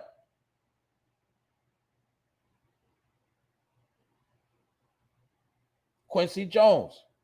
They put him as the gatekeeper over hip-hop. I'm going to break down something else for you hip-hop heads, because a lot of y'all don't understand. It's time to grow up. That's part of why men are weak and they didn't grow up. We don't understand. We got finesse. Let's go back. Quincy Jones, remember he put together a hip-hop album. Oh, let's not forget about Tevin Campbell. Did Tevin Campbell recently not come out and say admitted that he was fruity? He recently came out and admitted it. Google it if you don't understand that. Tevin Campbell, we always had a feeling he was fruity. He came out recently and said, can we, that's all that, Mr. Can We Talk? He got put on by Quincy Jones, y'all. He also recently came out and said that he was down with the Rainbow Gang. He admitted it online. But we already knew, so it wasn't breaking news. That's why it didn't trend like that. And we already had allegations that Quincy Jones was having his way with him. Mr. Can We Talk? Was Tevin Campbell not a young boy when Quincy Jones put him in the game? All right then. But Quincy Jones put out an album called Back on the Block back in the day. My mom's had the album. And he got a lot of rappers together. Big Daddy Kane is on that track. If I'm not mistaken, Ice-T. But I know for a fact I remember Big Daddy Kane on that track. Now, you'll see around that same time when Quincy Jones started rocking with Big Daddy Kane, his next album came out, and this what people forget about this. This is why Big Daddy Kane really fell the fuck off. And people keep forgetting because y'all stupid, y'all forget. Big Daddy Kane dropped an album called Prince of Darkness. And if you don't know what the Prince of Darkness is, that's what they call Satan. But Prince of Darkness, Big Daddy Kane looked suspect on that cover. He was walking around with no shirts on and silk garbs on. At the same time, he was dealing with Madonna, because you got to understand that's part of the ritual too. You got to go with Madonna because she's the one that puts her finger in your you-know-what, and she's the one that holds the secrets of the men. You got to know what Madonna is. You got to know what Madonna represents. Who else dealt with Madonna? Dennis Rodman. Did Dennis Rodman not wear dresses? Only thing about Dennis Rodman, he was outright with his stuff. So what they won't tell you, they'll tell you how they smashed Madonna, but they also won't tell you Madonna might have stuck something up in their booty, allegedly. You see, Madonna would turn men out. Now, Big Daddy Kane was dealing with Madonna. Big Daddy Kane was dealing with Quincy Jones, Prince of Darkness. Remember the album? Because y'all skip over that. That's actually when he fell off. We say he was selling out. He was signing pop, but Big Daddy Kane was trying to sell out. He was trying to go pop, but it didn't work. We also seen after that, around that same time, Big Daddy Kane started popping up in movies. What's the first movie he was in? The Posse. All right? Big Daddy Kane started going to Hollywood after he dealt with Quincy Jones and them. Don't play it. Okay, let's take it a little further. Who was Big Daddy Kane's DJ? Mr. C. Did Mr. C not get caught dealing with transsexuals on numerous occasions? So you're going to tell me Big Daddy Kane didn't know what his DJ was doing? Big Daddy Kane? No, let's go some more, y'all. Let's get deeper. Did Mr. C not bring out who? Biggie Smalls. Who's to say Mr. C wasn't violating Biggie when he was young? Biggie was a little innocent church boy. That you know, he wasn't thugging like that. Who's to say Mr. C didn't have Biggie in the studio in the basement doing tracks, but it could have been some funny stuff going on. We don't know that because all you gotta know is your history that Mr. C brought out Biggie. Now let's go further. Does Biggie not have lyrics of saying gay behavior? You look so good, I'll suck on your daddy's Johnson. Does Biggie not say my man Gutter kidnapped what? Huh? What? Did he not say my man Gutter kidnapped who? Kids. Do what to them? And then what? Throw him over the bridge? Did Biggie not say that in one of his bars? Outright? What was he talking about? See, I'm going to show you how all this stuff goes on in your face, and you think everything is a secret. No, you're just stupid. Your ears don't work. Your eyes don't work neither. Biggie said, my man Gutter kidnapped kids, smash him into you-know-what, and then throw him over a bridge. He didn't say grown-ups. He said kids. Biggie said that out of his mouth. Biggie said the female looked so good, he would let her daddy go down on him, pop him off. Biggie got that out of his own verses. You must be used to me spending, and guess who's on that song? Mr. R. Kelly. Nah, that ain't that song. That ain't that song. That ain't the song R. Kelly, but he do got a song R. Kelly. Because every rapper had to do a song with R. Kelly at that time, too. I'm going to get into that later. But R. Kelly's on the other song. You must be used to me spending. Know what I'm saying? But Biggie, he got a lot of gay bars in his verses on both albums. And I used to love me some Big, but I got to keep it real. That's why I told you I did a special. Hip-hop been playing us. Hip-hop was the tool used against us to make us accept certain things that we never really would accept in our household. Biggie had two famous gay bars, gay lyrics, suspect lyrics, even pedophilia lyrics. Biggie got put on by Mr. C. Mr. C got caught with transsexuals. Mr. C was Big Daddy Kane's DJ. Big Daddy Kane went to the next level, allegedly dealing with what? Quincy Jones. So I'm showing you it's all together. The music industry and Quincy Jones is the gatekeeper. It's all a lineage. So we don't know if Biggie was dealing with suspect activity. We do not know that. We also know he was down with Puffy. We do not know what him and Puffy might have did. I'm not going to sit him be a stupid ass. I'm a grown ass man. I ain't got to co-sign nothing. And it's just opinion. It's allegedly. But who's to say Puffy ain't finesse Big? That's why he always has something on Big. Who's to say? You see? But these people became your uncles and your big homie because that's what they wanted it to be. They wanted you to worship rappers, celebrities. So when you became a grown man, you would still support them. That's right. Puffy, Andre Harrell. Who else broke the story? It was stories of Andre Harrell and Russell Simmons, how they used to deal with suspect behavior, how they would have certain things going on in their home. And it was said that really Bam Bada and Russell Simmons had a beef. That's a beef to this day. That was a fact. But they say they actually was beefing over children. I don't know. I'm not going to say that. I ain't going to go that far. But they say that Russell Simmons and Bam Bada had beef over certain, over certain things. You dig? Man, this stuff been going on. Ain't nothing new. It's nothing new. So that's why I told y'all before, that stuff y'all see with Lil Nas X, that stuff y'all see with Young Thug, all this behavior, man, that stuff been going on, just that back then they hit it. Back then it wasn't cool, but now it's cool. So it's all accepted. That's what I'm trying to tell you. All of this stuff relate. All of this stuff tie together. All of it. But Quincy Jones is the culprit behind a lot of people's career. And Quincy Jones, he like to have his way. But say it again for my hip-hop heads. LL Cool J, Quincy Jones. Will Smith, Quincy Jones. Big Daddy Kane, Quincy Jones. And I'm pretty sure some more. Now, let's go back to one of Michael Jackson videos, because y'all got small memories. Remember Heavy D was in this video? He made sure he had Crisscross in there. When Crisscross was popping little boys, he had Crisscross in his videos. And anybody couldn't just get in Michael Jackson videos. Heavy D did a song with him. Who was Heavy D down with? Puffy, Andre Harrell. Man, they always dealing with suspect behavior. They always with the shits. So let me do the last rundown before I get out of here. And I want y'all to do y'all research. Don't sit here like a gump. Don't sit and try to argue. Do your damn research and stop being stupid. I want you to Google KRS-One 13 and Good. And you tell me what that song about after you listen to it. You leave me comments. All right? Since these are your heroes, I'm going to break your heroes right now. KRS-One 13 and Good. Go listen to that song. And you'll see what's dealing with Bambaataa. Bambaataa was accused of what? Setting up situations for little boys to come around, leaving Vaseline jars around the room.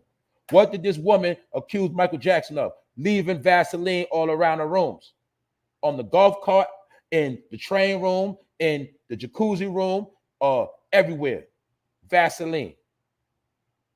Not KY jelly, but Vaseline. KY jelly would be too suspicious.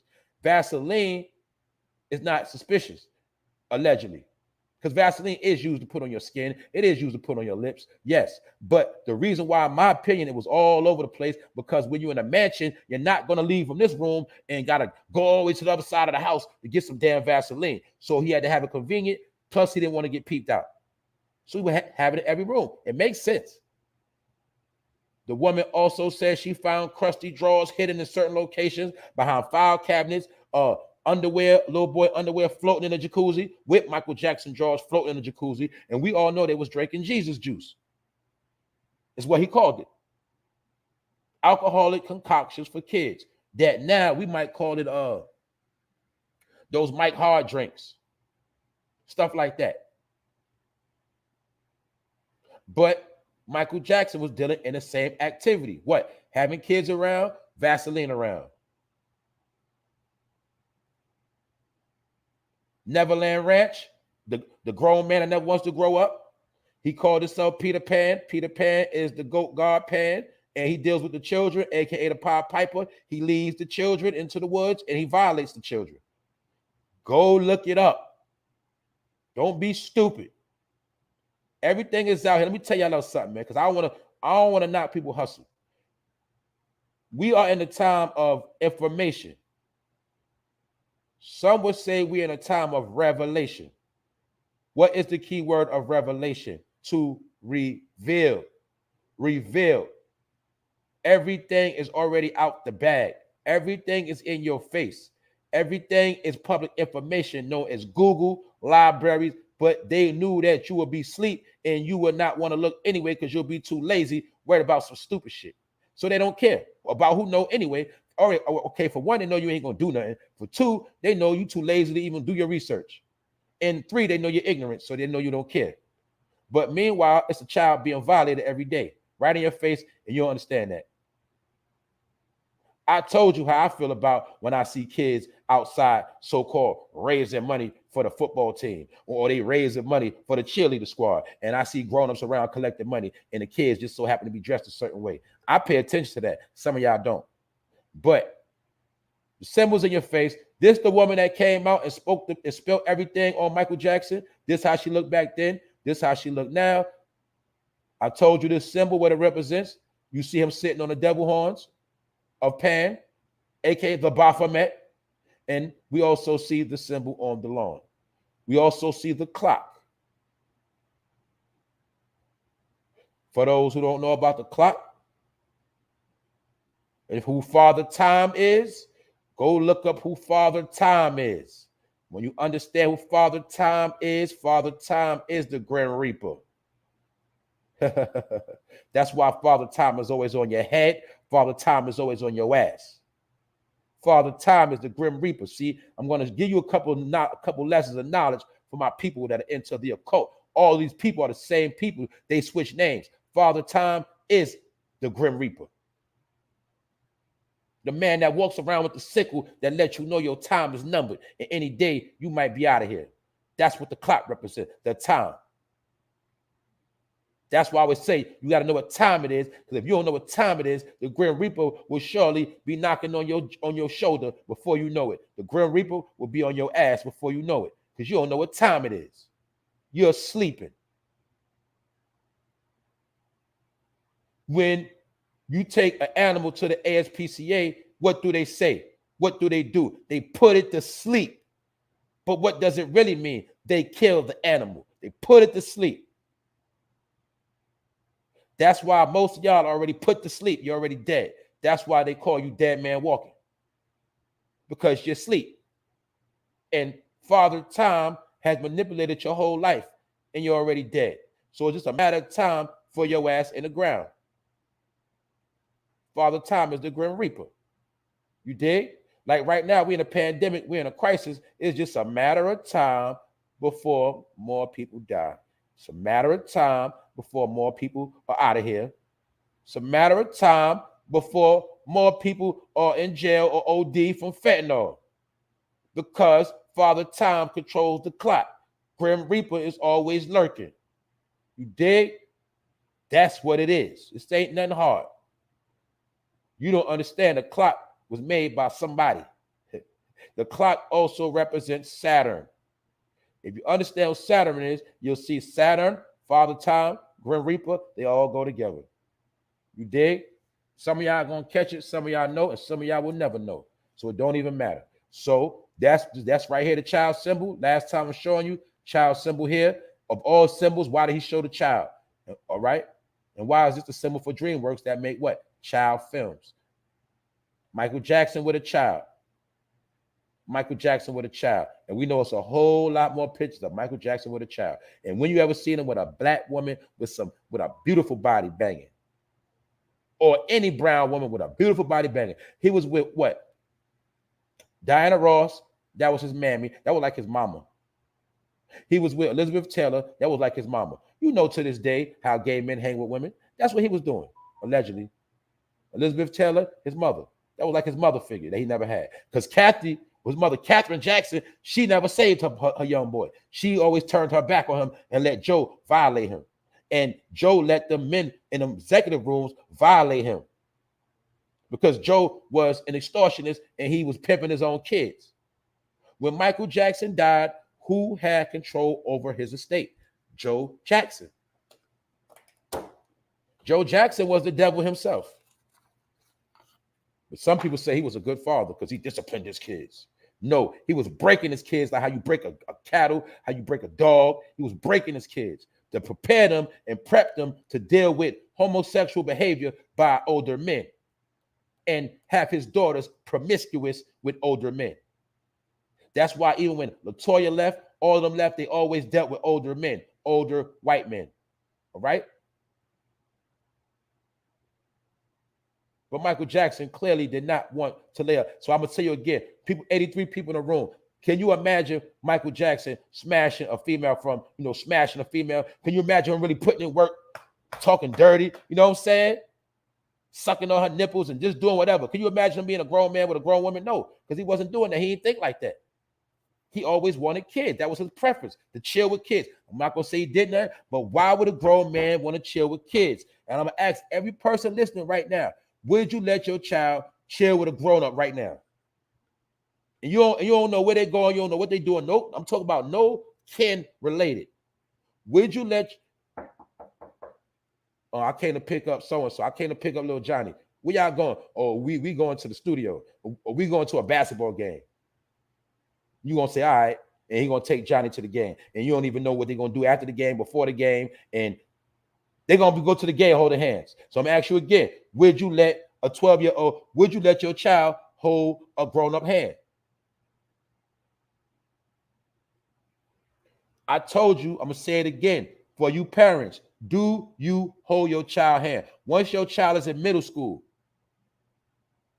I'm going to even say the 6th grade, do you walk down the street holding your child's hand? When you're in the supermarket, when you're out in the store, do you hold your child's hand? I bet you don't. So why is Michael Jackson holding his child's hand? What does that mean? Now, I know you hold your girlfriend's hand wherever y'all at in public. I do know that much. I know people hold their wife's hand in public wherever they go. So let's not be stupid. And it's all alleged, but let's not be stupid. All right? And we're about to be out of here because I know people just pulled up. You didn't catch it. I dropped a whole lot of jewels throughout this whole thing. I went through it. I tied a lot of things together, and we made a lot of sense. But this is the jacuzzi that, you know, the woman found underwear and floating, and she found it in many other rooms. And she also found dirty underwears in other rooms, allegedly. And I'm pretty sure she feels guilty because guess what? If she did allow this to happen and she did know, she's going to suffer and burn too. She's going to feel a certain way. But we neither here nor there, all right? This woman popped out and she told her story. Whether it's true or not, we don't know. Whether she's clout chasing, we don't know. All we know is we did our own investigation. We put it together. And my opinion is Michael Jackson looks suspect. His face tell it all right here. Does this look like the face of an innocent man? All right. Now we done with it. Episode 169. We in the building. Funnel Fame Live. What's good? Good point, Sassy. That's right. You ain't holding hands past kindergarten. That's right. If that's what you're talking about. Black Barbie says, Catherine always says she wasn't aware of the places and clubs Joe had the kids performing and staying. Guess what, Black Barbie? That's called turning your head. That's called playing stupid. I told you some people have mastered the art of playing stupid. That's a technique. That's how they get rid of the guilt. And guess what? When that money hit the bank account, that's how Catherine was able to spend the money because I didn't know what they was doing. See? That's why I told you, no disrespect. I don't want to bring up no memory, but I do want to help people get through some of their trauma. Some of my people that was victims as kids, whether your parents is on drugs or some things like that. Some of your parents was dropping you off. Some people dropped you off and left you in these environments and knew exactly what they was doing because they were selling you out. Sometimes a person will offer them money or help them money and say, I watch the kids. Oh, you got something you got to do? I watch the kids for you. Here, kids a couple dollars, Dad. And they would drop the kids off. And knowing this person gets high, knowing this person is not in their right mind, might be a weirdo. Back in the 80s, early 70s, back then, that's what they were doing. They were dropping their kids off with weirdos and didn't care, especially in the drug era, crack era. That's why, you know, I want to strengthen my people. I bet you 9 times out of 10, if you got violated, your parents was on drugs because they was not only selling you out, they were so high, they was unaware of what was going on in their face. This is what happened. This was going on in the 80s and the 90s. A lot of parents were selling their kids out really before then. Salute Royce. Salute everybody pulling up. Don't forget, I'm going to say it again. Y'all make sure y'all Google that song, 13 and Good by KRS-One. I'm going to make sure I put it in the description box. I'm going to make sure I write it so I don't forget.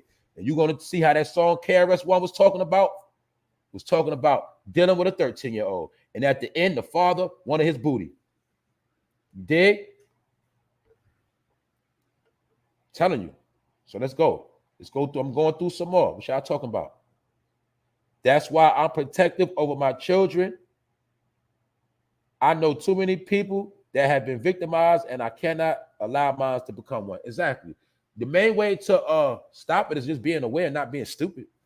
Not acting like, oh, everybody ain't, oh, they won't do that. How the fuck you know? You think everybody just so perfect? I'm not saying you gotta look at everybody shady, but you gotta be on point. That's all I'm saying. Call the child. You know, if the child is out with somebody, constantly call, blow the phone up. It's okay to blow the phone up. You all right? What's going on? What y'all doing? What y'all about to do now? Okay. Call back again. Blow it up. Keep blowing the phone up. It's okay. That's what they got a phone for. Don't act like you don't know because you're just so happy to get rid of the child. You ready to let anybody watch. I'm tired of this child. You get on my nerves. And you just ready to let anybody watch you. You don't even care. Come to find out, your child got a grudge on you because they say, you know what, Ma? Remember you was letting so-and-so on watch me? You remember, Dad? You let so-and-so on watch me? This is what was happening. But you was letting them watch them for your own selfish gain. That's usually what it is. I'm tired of these kids. And you drop them off anywhere. Or you want the kid out your face, you don't care because you want to get high. And that, look, this is what they was doing back in the day, man. That's all I'm saying. They was knowing what was going on. Oh, where you get those sneakers from? Oh, Mr. Johnny bought them. Man, this is going on in churches all over. Where you get that outfit from, boy? Mr. Johnny bought it.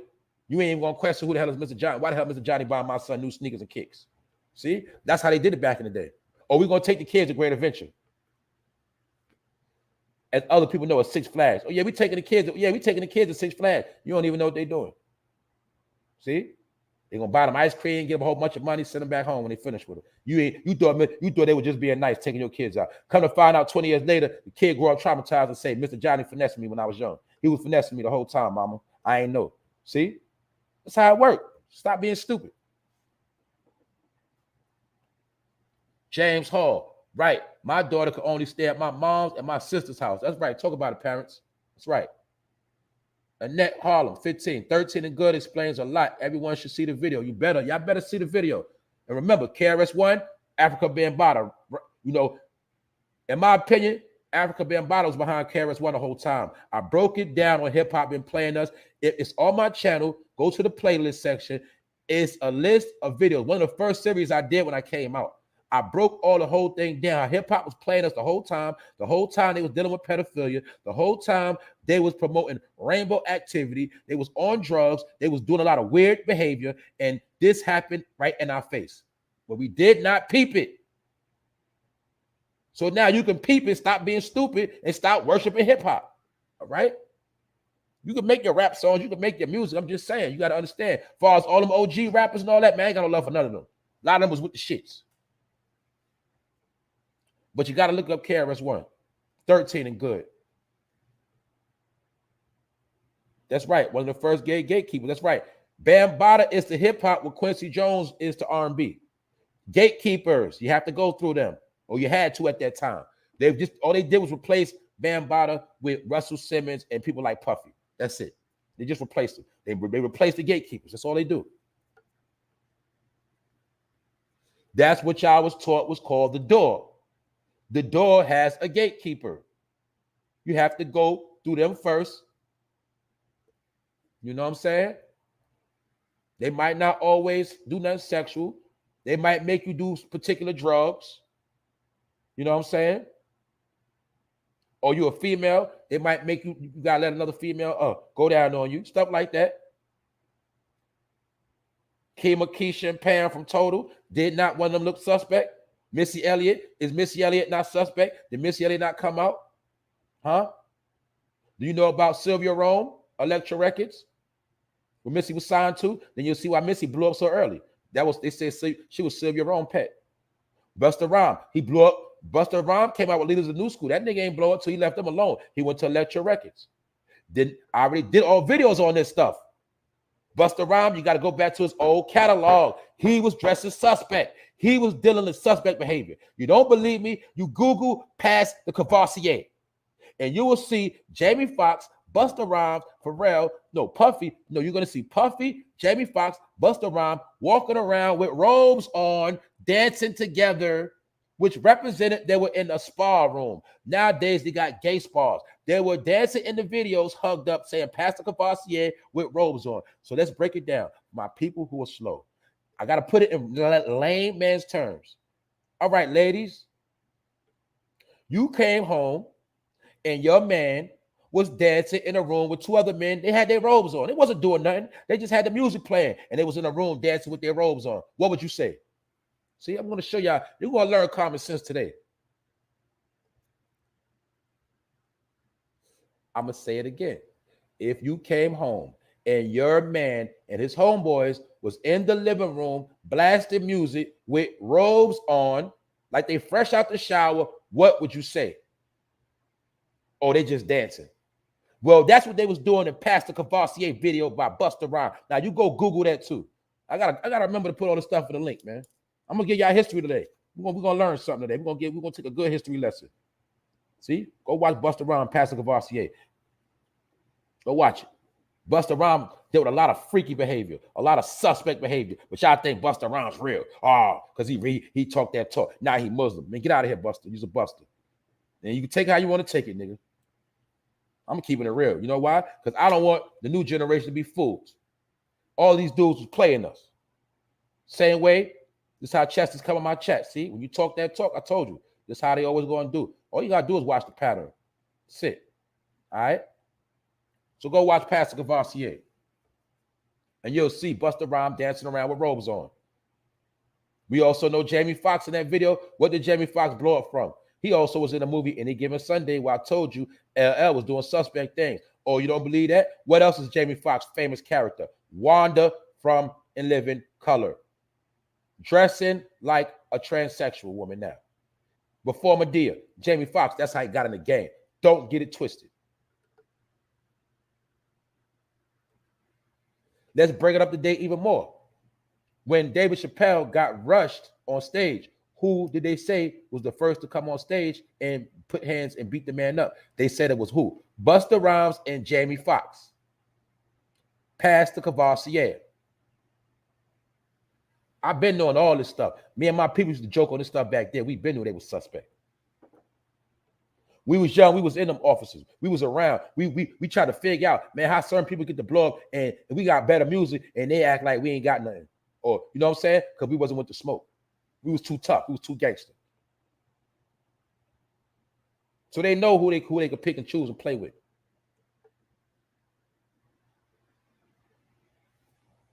Busta Rhymes has a suspect past. Busta, you ain't getting no pass today. You did suspect stuff too, nigga.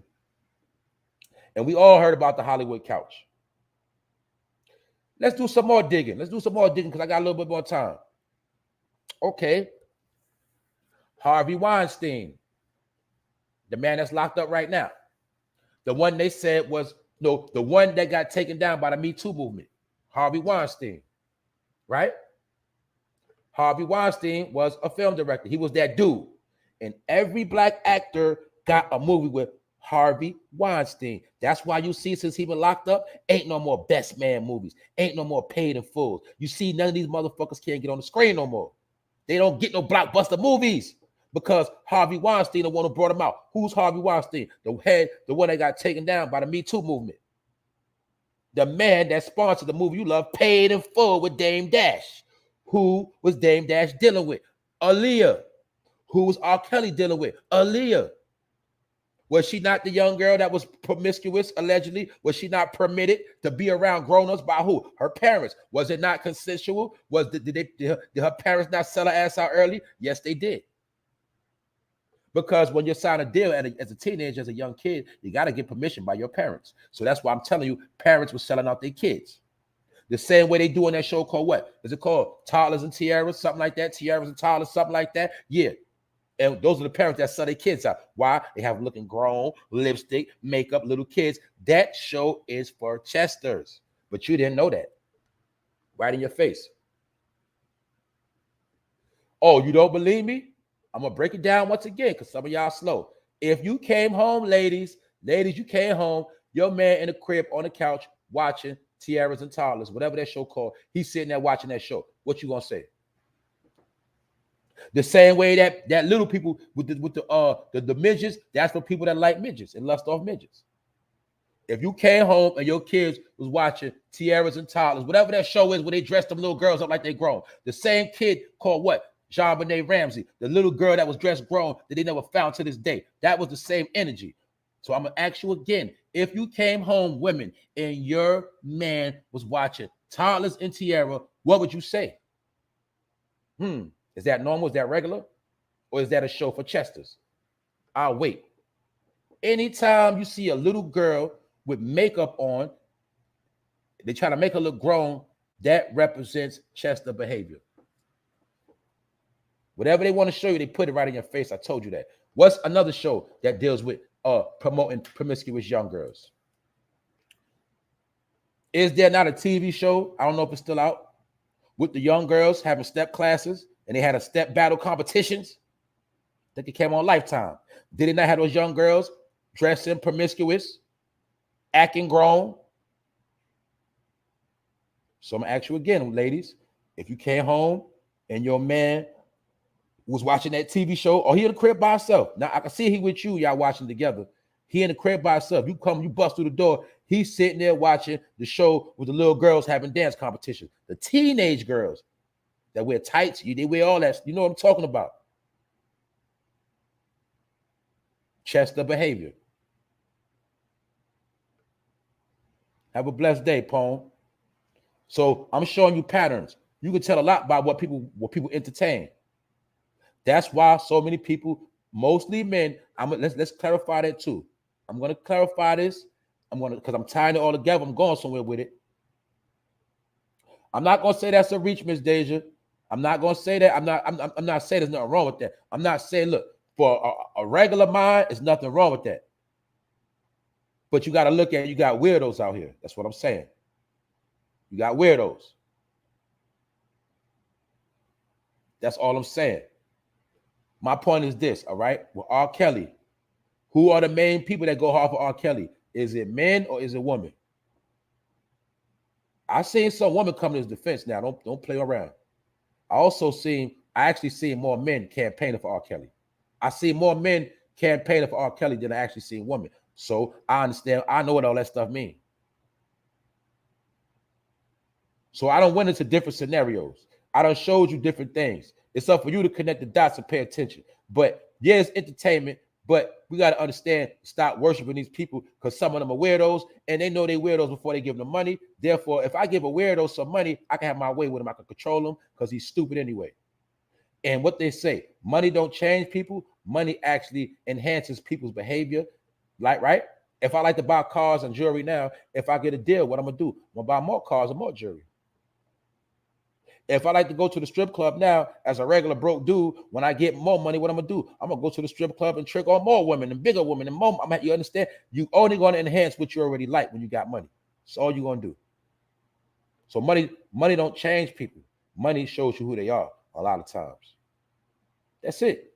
If some people get a lot of money, they still be humble because they was already humble before they got money. All right? Back in the days, a lot of them celebrities used to go in those suspect peep shows on the west side. Exactly. Peep shows. They got peep shows to this day, still around in New York City. Now they just put them in sex shops. Still around. All right?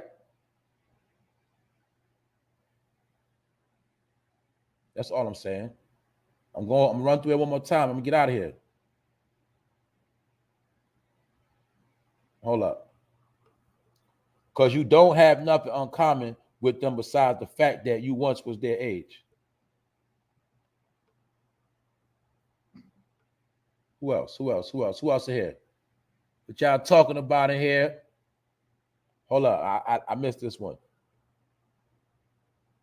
Aaliyah and Kadada Jones, Quincy's daughter, were best friends, which is crazy because they look like sisters. That is a fact. These were all the same elite circles, and they all indulged in a lot of the same activities. In the movie Queen of the Damned, did that movie not come out after she died? But you got to know who she played in that movie. When she played that particular person, you got to know who she played. And then you'll understand why she died in the Queen of the Damned.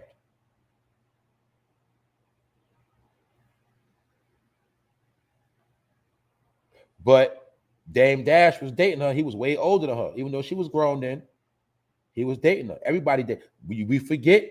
Who do we forget? Did we not forget Jay-Z was dating Aaliyah before Dame Dash? Some people feel like that was part of the smoke between him and R. Kelly.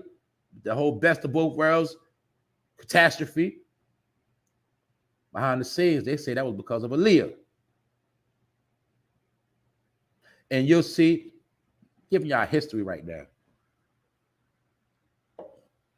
You'll see after Aaliyah died, R. Kelly showed no compassion, and that's when they dropped the sex tape on that dude. That was payback to R. Kelly. That's why they said a lot of people scared that R. Kelly is going to tell a lot of stuff in that, you know what I'm saying? He's going to tell. Because they were indulging in all this activity in the industry. That's the black part of it. Let's go into the white part of it. The white part was conducting it through Disney. You see all of those child stars? Yeah. Did Britney Spears not tweak out as she got older? Okay. That's all I'm saying. That's all I'm saying. That's right. Jay-Z was smashing Aaliyah. How old was she when he was smashing her? Who knows? Who bought out Tierra Marie? When Tierra Marie came out, she was a teenager. Who brought out Tierra Marie? I'll let you figure that one out. You're going to use your brain today. You're going to think today. Therefore, you'll never be tricked again. Who brought out Tierra Marie when she was young? Who brought out Rihanna when she was young? Okay. That's right. Jay-Z and R. Kelly was tight.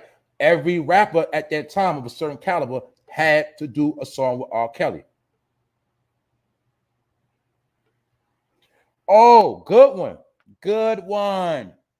Good one right here. Foxy Brown. Foxy Brown. People forget Foxy Brown was 15, 16 in the game. Who was Foxy Brown dealing with?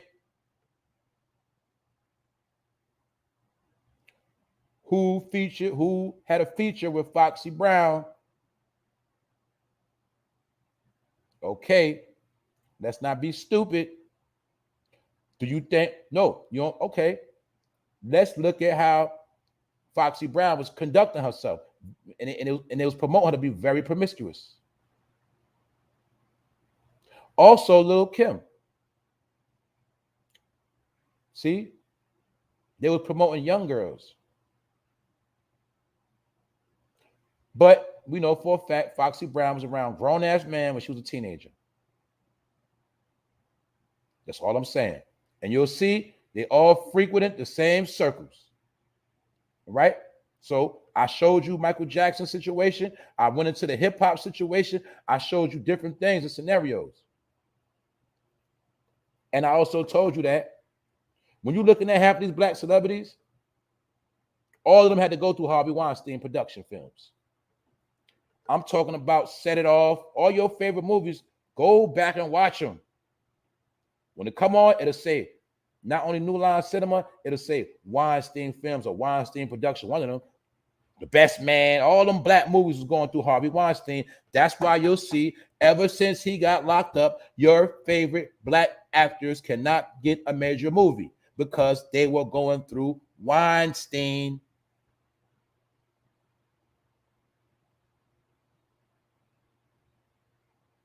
So I showed y'all the connection. All right. I'm going through the chat, and I'm going to slide out of here. We had a good day today.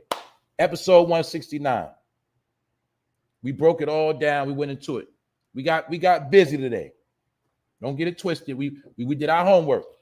If you're just not catching it, you better catch it from the beginning, because a lot of information got put in this, and it's all entertainment. It's all alleged, but this is just what happened. And guess what? It's still happening. Why? Because when you really look at it, let's really look at it.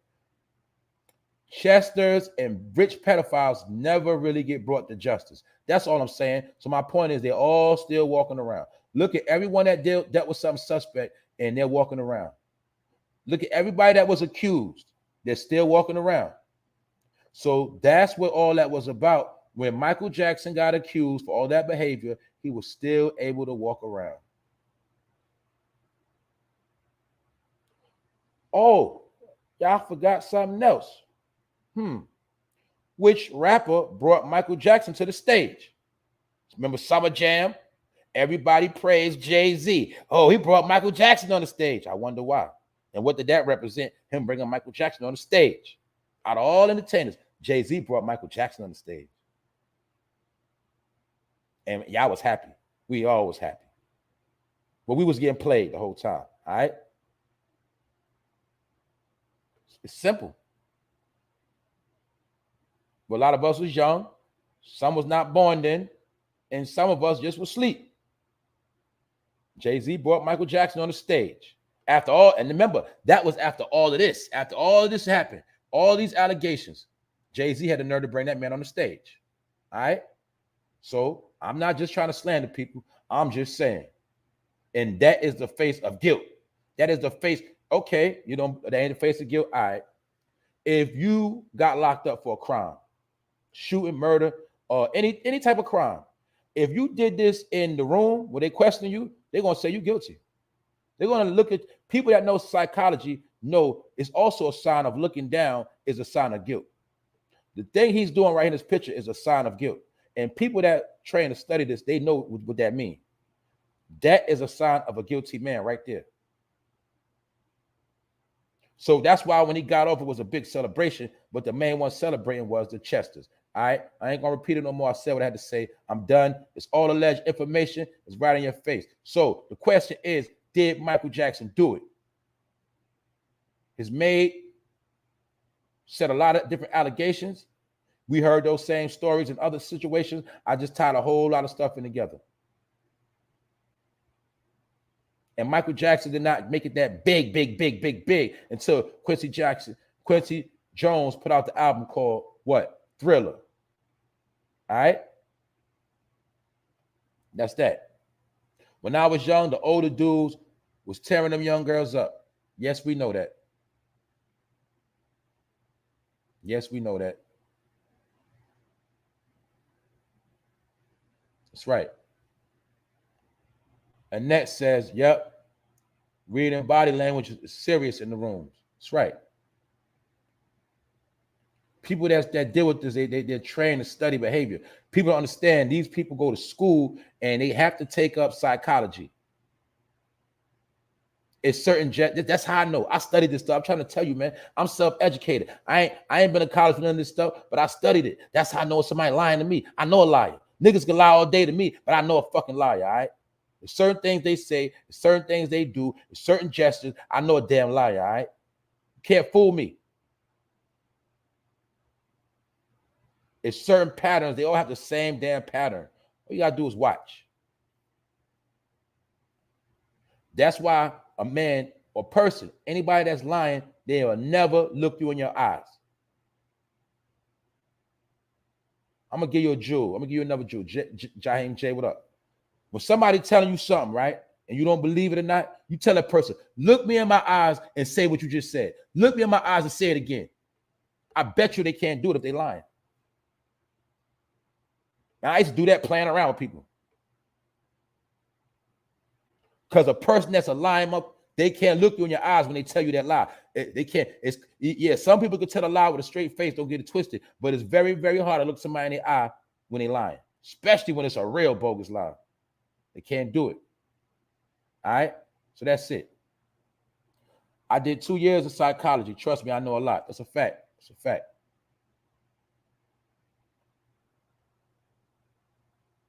Damn, Rihanna was 14. Geez, no wonder. See, I ain't know she was that young. Wow. All right. So we touched on everything, y'all. Episode, that's right. Looking down, feeling your fingers. That's right. It's another sign. That's right. It's many different gestures. Many different gestures. That's right. These techniques are used by homicide detectives. They're used by, the people that deal with those particular crimes. Basically, look, whenever any police that come in that room, they already trained to learn all this stuff. I don't care if you deal with bank fraud or you stealing money. I don't care. When they press you, they're looking for certain gestures. And then they make the assumption, yeah, you're not convicted off of those gestures, but they use those gestures to stay on your ass till they crack the case. The Dangerous album cover says a lot about Michael Jackson. Exactly. Even the naked child on the front with the man in a bow tie on the other side. Good research, Rondell. Good point and opinion. See, I never even got into the Dangerous cover. I ain't never getting all of that. I didn't break it down. Now I know about it. I know about the symbolism on it. Like I know it's a lot of Masonic stuff in it, but I didn't catch that part because I ain't looking at it in a while. But you're right. See, it's right in your face. They just know you stupid. That's it. Ain't no more secrets. How could something be a secret when it's right in your face? No, you got to blame yourself. You just don't know because you in darkness. You're not illuminated. Meaning that light bulb didn't go off in your head, so you don't peep what's going on. That's all it is. That's right. Alistair Crawley, that's right. You see? Told you, we speak facts, man. They're going to always come in here. So they got to get this too. I'm talking to you too, Chester. Whoever put this in the chat, they're Chester. They're into hurting kids. You understand? That's what it is. All right. That's right. Bad too. The black and white symbolism but dangerous cover has so many Easter eggs. That's right. Easter eggs represents the fertility. Why you think they always had the children on the Easter egg hunt? Going through the woods, looking for the Easter eggs. In the woods is where the goat Pan lays at. Peter Pan take the kids to the woods. The goat guard Pan, he lives in the woods. Or should I say take the kids in the woods? See? The Peter Pan symbol. Remember the Peter Pan, he'd be flying around with the kids? Peter Pan. Peter Pan. See? Simple, man. All right? But anyway, I'm about to get out of here. That's right. Here coming the Chesters in the room. You already know. They don't even know they could be tracked. That's how stupid they are. I don't gotta know who doing that, but YouTube know who doing that. That's all that matters. And when they stupid ass get brought up on charges, that's gonna be their stupid ass. There's nothing you can do no more that's unknown or unseen. And everything I'm saying is public information. I ain't saying nothing special. I'm not, you know what I'm saying? I'm just speaking on it. That's it. We're in a time of information. Period. Avid chatter, like the Pied Piper used the flute to lure the children from the village, and they were never heard from again. The same way Michael Jackson finessed that microphone. The same way R. Kelly hit them vocal cords on that microphone. There you go. The pipe, the flute represents the mic. It represents the device used to lure the children. There you go. Ha ha ha ha. Are you so smart? That's why he lured them into the village, and they never heard from again. That's the same energy that's behind child trafficking and snatching up kids. Milk cartons. That's why back in the day when all this was going on, we always saw milk cartons, but we didn't understand it. That's what all that represented. All those missing kids were victims of the goat guard Pan. You did? So now we all learning something. And don't get it twisted. As I'm talking about it, light bulbs going off in my head, and I'm starting to remember back in the day. So that's why when I told y'all we got to look to the future, man, back in the day it's played out. Half that stuff from back in the day was foul. That's why some of our elders are foul, and they foul to this day because they was embracing that stuff. They was knowing this stuff was going on. They was with it. A lot of people that are old heads now, they was with the shits. That's why I'm telling you, that's why a lot of these old heads be suffering. That's why they so evil, because they was indulgent in these activities, and they knew about it. All these old heads. Most of them. I'm saying majority of the old heads. I'm not playing. They was all foul. That's why most of us grew up in foul environments. Y'all all know that. Y'all all know in your family you had good people and you had wicked ass people in your family. Y'all know that. Because the wicked people in your family, they was with the bull. I'm telling you. And we got to remember, look how easy it was to snatch a kid back then. There wasn't no GPS. It wasn't no cell phone. You got to remember that. That's why I told y'all, when I was a kid, you know, in our generation, we couldn't go outside by ourselves. You had to know your address by heart. You had to know your phone number by heart. You had to know your grandmother's phone. You had to know at least like 3 family member numbers by heart. And you had to know your address going outside. This is why, you know, some of us grew up to be smart. We were smart young because we wasn't taught to be stupid. I knew addresses, phone numbers. I knew how to travel. I knew how to get on a bus by myself, the train by myself. I got taught that when I was 8. See? Now that would be called child neglect. But we was taught to be young men when we was young. And some women had to grow up fast, and they had to be, they had to be grown little women, because we had to know how to function out here, because our parents instilled it in us. They didn't act stupid. Some of our parents didn't act stupid, like we too dumb to comprehend. They made sure we knew stuff. That's why I've never been violated as a child. But some kids were vulnerable, and it's not their fault. Some kids were victims because it wasn't taught to them.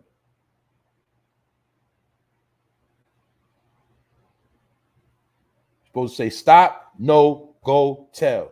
That's what I was taught. Stop, no, go, tell. That's how I was raised. That's how we was raised. You say stop, you tell them no, then you go, you run, and you tell. Now the kid might just stay there. He don't know what's going on. He might just think it's wrong to say something, because he letting that person get in his head and brainwash him. Stop, no, go, tell. That's why I was never touched on. That's why none of my peers were touched on. None of my people that I grew up with, we didn't go through that. And because guess what? If we said stop and we said no, and we went and go tell that right person that touched us was going to be dead. It wasn't talking about go tell the police. That shit meant tell your mother, your daddy, your uncle, your cousin. That's what it meant to go tell. And that person that violated was going to get killed. They didn't play that. They did not play. That's why back in the day, the Chesters was real slick, because they would have got killed back in the day. Niggas ain't play that. They ain't play. I'm telling you, they would have got killed on sight. So we was taught, say, stop, no, go tell. And you'll see a person that didn't know that, 9 times out of 10, they was a victim when they was young. And this is not to shame nobody. These are just facts. And that's what I'm saying. Some of these old principles and morals, they have to be retaught to the children. So today, you teach your child to say stop, no, and go tell. Tell mommy, tell dad. You tell somebody of authority. You dig? And most of us had killers in our family. And if we told that killer, nigga, whoever violated was going to get dealt with. We didn't need police. We didn't deal with no police. It's called street justice. That's what happened back in the day. That's why those pedophiles were so scared. That's why niggas like Bam was scared to death. And he had goons around him because he knew he was a Chester. They ain't stupid. Michael Jackson, in his last day, who did he hire? The Nation of Islam. He wanted protection because he was scared. When they started calling him Wacko Jacko, he got scared. He went and got the Nation of Islam. That's all he did. And the only reason why he called Tommy Mottola the devil, because he felt like Tommy Mottola was exposing his ass. That's all that was. Don't get it twisted. All right? So I'm not going to hold y'all no longer. Salute to the people. Salute to the chat. Salute to everybody that's listening to this. Everybody that's catching the replay. Salute to the people that stayed on board the whole show and always stay on board. Whether you in the chat or not, salute to y'all. Respect to all the people. Look out for the children. Don't act blind. Don't turn your head. And the question is, don't forget, did Michael Jackson really do it? Is this woman clout chasing? Is she feeling guilty? She want to get it off her heart? Or is she being pushed to do it? But we got to look at the details, and I gave a lot of breakdowns. Also, don't forget to Google. It's on you already on YouTube. Don't forget to look up the video, KRS-One, 13 and Good, talking about pedophilia, talking about Vaseline. All this stuff ties together. All right. So I did my job. I did my thing. Episode 169. All right. Everything I'm speaking on is public information. I'm not no damn leader. I'm not no cult. I'm not none of that. I'm entertaining, but I'm entertaining with what needs to be entertained. And it's called what? Being aware. All right. So we can be aware and still have fun at the same time. Now, I'm asking you again, because some of y'all late. Okay, if Michael Jackson, man, forget Michael Jackson, because y'all give him a pass. If a man walked up to you and your child in public and grabbed his crotch, what you gonna say? All right, then.